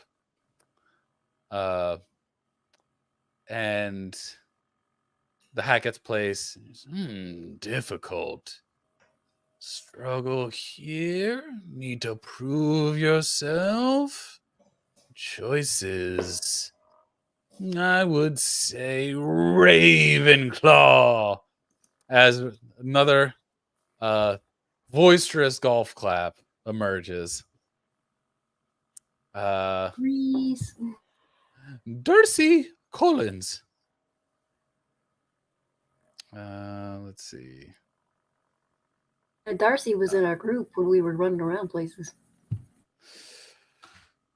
Yes, and Darcy comes up with this kind of like white platinum hair and like this like almost like doll like just like white skin. Almost like what's it called? The porcelain, that's the word. I was about to say porcelain. Yes, so she comes up and what was I gonna do? As soon as the hat gets placed on her, it's like barely on her head before it just shouts, "Gryffindor!" And the Gryffindors like just very voicedly just applaud and bark out at Darcy Collins. So when she comes to sit down, Willow will be like, "Oh yeah, you were with their group, but they didn't really talk. Hi, Willow. Hi, and Asuka. Hi." Yeah, she kind of smiles and takes her seat. I guess we're living in the same house now. And Morgan Cook. Let's see. You see this smaller, pointy-eared, little smiling boy kind of like rub his palms together. It's like, Morgie's time. And it kind of goes up and takes a seat and like nearly knocks the stool over with how kind of bombastically it goes up there. And the sorting hat kind of there's no sorting needed for this one. Hufflepuff. As Morgan Cook joins the Hufflepuffs. And next, Gemma Drayton. As Gemma, who you've all kind of met in various experiences, goes up and I'm the only one who hasn't met her. right. Takes her seat and much like Darcy, before the hat is really even situated on her head, Slytherin! As Gemma Drayton joins the House of Oh, Slytherin. she looks angry. Janice Everdeen. Let's see. There we are. This one, it's very big blue eyes with this kind of long black hair with slightly like with some braids in it. Nice flowing black hair. She takes her seat and the hat gives a chuckle as soon as it gets placed on Janice's head. It's like, you must make this a little harder for me. These have been quite easy to sort so far. Ravenclaw!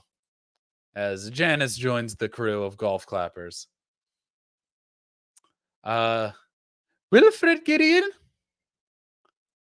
As you see this kind of small little plucky little boy with glasses and a very kind of shaggy disheveled head or hair, sorry. Takes his seat and the hat says, a troublemaker, You must watch this one.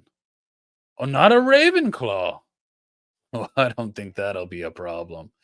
Hufflepuff! As Wilfred joins the Hufflepuffs. Ernacia Green. Let's see. Where are you? There you are. And you see a girl with a kind of this like tightly braided pigtails, dark skin comes up and takes a seat on the stool. Hat gets placed. You'll need to train well in order to achieve what you seek. And I know one team that'll love to have you. Slytherin! As Ernesia joins Slytherin. Brett James. There we go. And you see a little boy go up with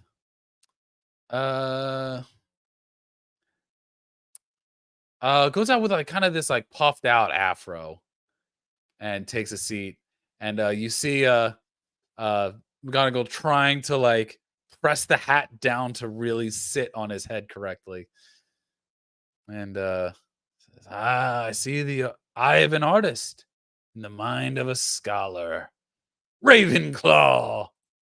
As Brett joins Ravenclaw in Rinkaga. Hey, Rin! Woo! She kind of looks like a little bashful and kind of gives a nod to you all as you cheer her on. And hat gets placed and you hear, oh yeah, Hufflepuff! As Rin joins the Hufflepuffs. Taylor Moreno. There we go. You see a girl with kind of like shoulder length brown hair. Very kind of blank expression. Like most of them are like kind of excited, nervous. Like there's some sort of wonder that happens. This girl seems like Taylor seems kind of just out of it and like just deadpan as she takes a seat and says silence and as she places the hat, a lot of these have been kind of fairly quick, like no longer than a minute. 2 minutes pass and there's nothing. No kind of change of expression from her. 3 minutes pass and you see there's beginning to be some whispers and like kind of just a little bit of confusion.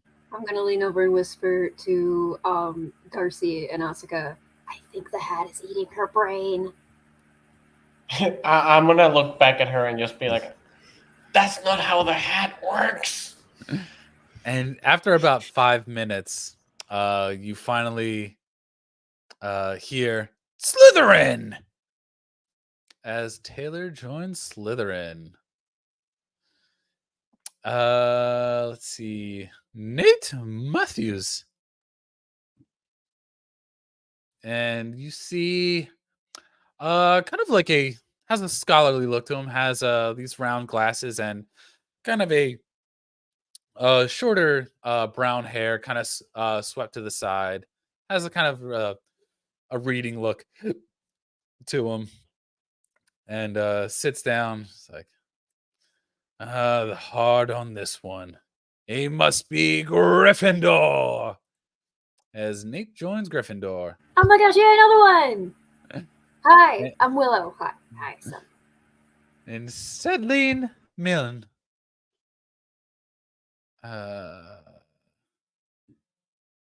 And you see Sadie, who was Professor Milne's daughter, go up there and take her seat. And especially after Taylor, who just took 5 minutes to get sorted. There's 2 minutes, so it's a little kind of delayed. But finally, you hear the hat say, "Yes, this should suit you, Gryffindor." As Sadie makes her way to the Crimson Red. Hey. And Levi Nelson, as a very kind of disheveled, shaggy, blonde hair boy, kind of makes his way up and kind of takes a seat and kind of picks up a leg and kind of makes himself comfortable and kind of just hangs out there. And you hear the hat just, now this is good. Rarely do I see a fresh perspective.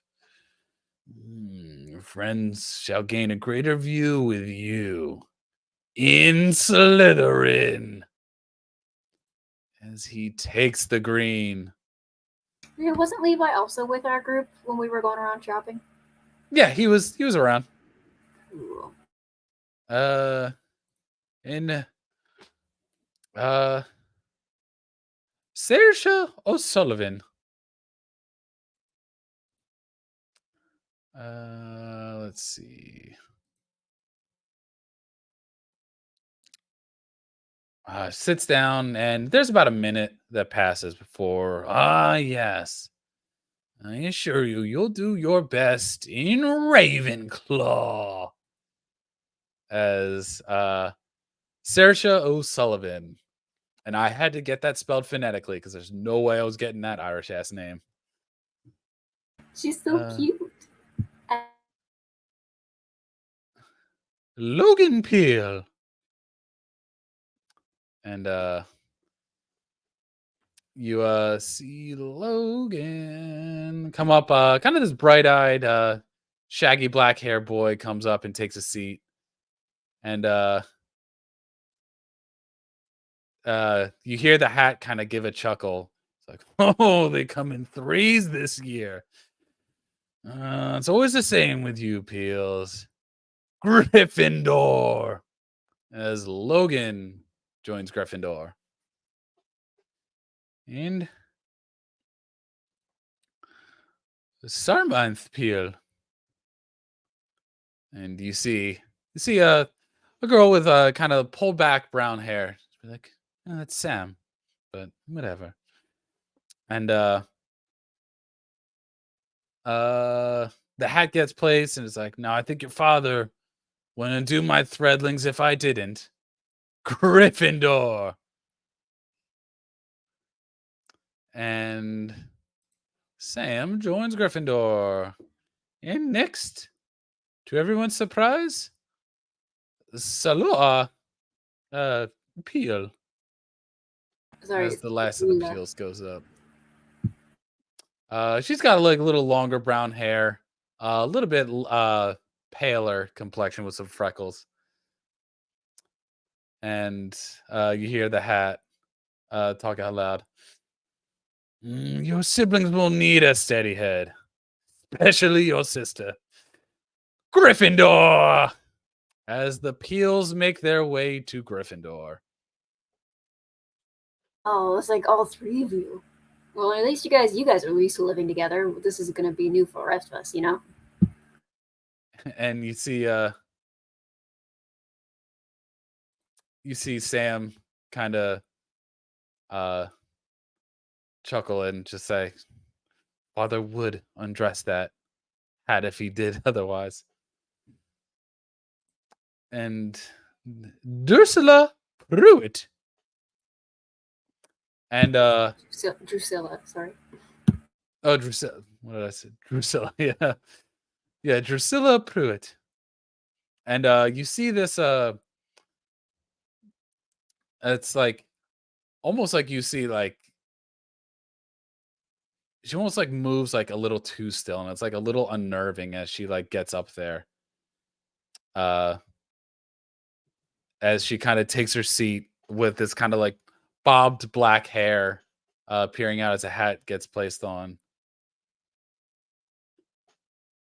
And as the hat goes, oh yes. Ooh, on second thought, this'll do much better.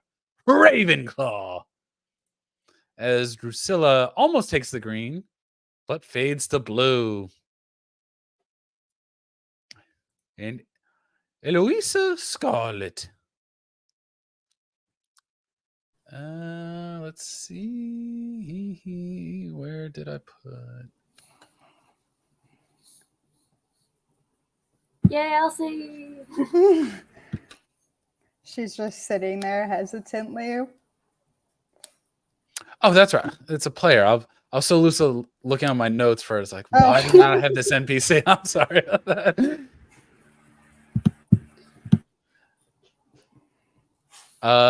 So you feel the hat get placed on you, and the memories kind of go through you. What are some of the initial feelings you have when the hat gets sorted on or gets placed on you?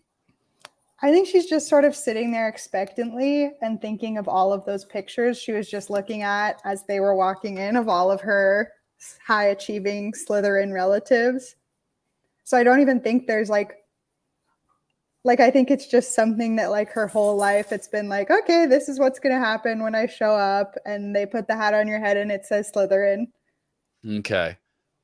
You kind of think this, and you hear the hat talk to you alone and whisper. It's like, and more of the Scarlets. Great things have happened from you, Scarlets. But does Slytherin call to you? Is the question. I think Elsie doesn't have like an answer to the hat in words because she's never thought about this before, but she does start thinking about some of the more nefarious members of her family and some of the poopy things some of them have said about her Muggle father. And so she doesn't exactly have an answer for the hat, but there's just these rush of memories going through her head that the hat can see. You feel the hat kind of like almost like as if you're presenting these memories, and the hat's just kind of taking it in and is kind of just sifting through them. You could achieve much in Slytherin. You could achieve much elsewhere as well. Your family could broaden elsewhere. So many choices, but where do we put the Scarlet? And there's kind of a pause in the whisper and in the room, as in an instant you just hear the hat kind of declare, Ravenclaw! And let's see. My fellow Ravenclaws. You would be the closest. So let's see. Arenzio, make a perception check for me if you can. Okay.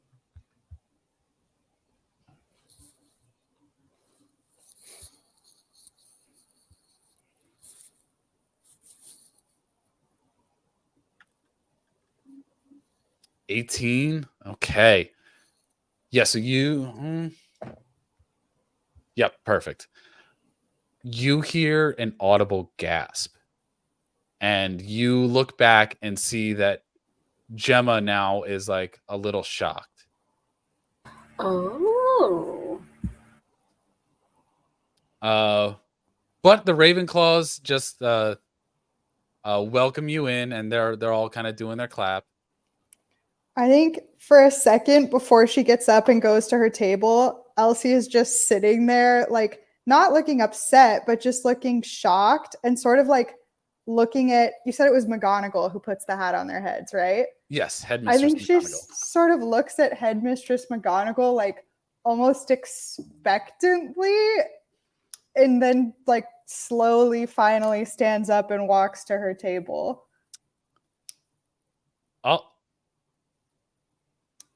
I'll say if you want to roll an insight check, I'll say at disadvantage because like your senses are just fried right now.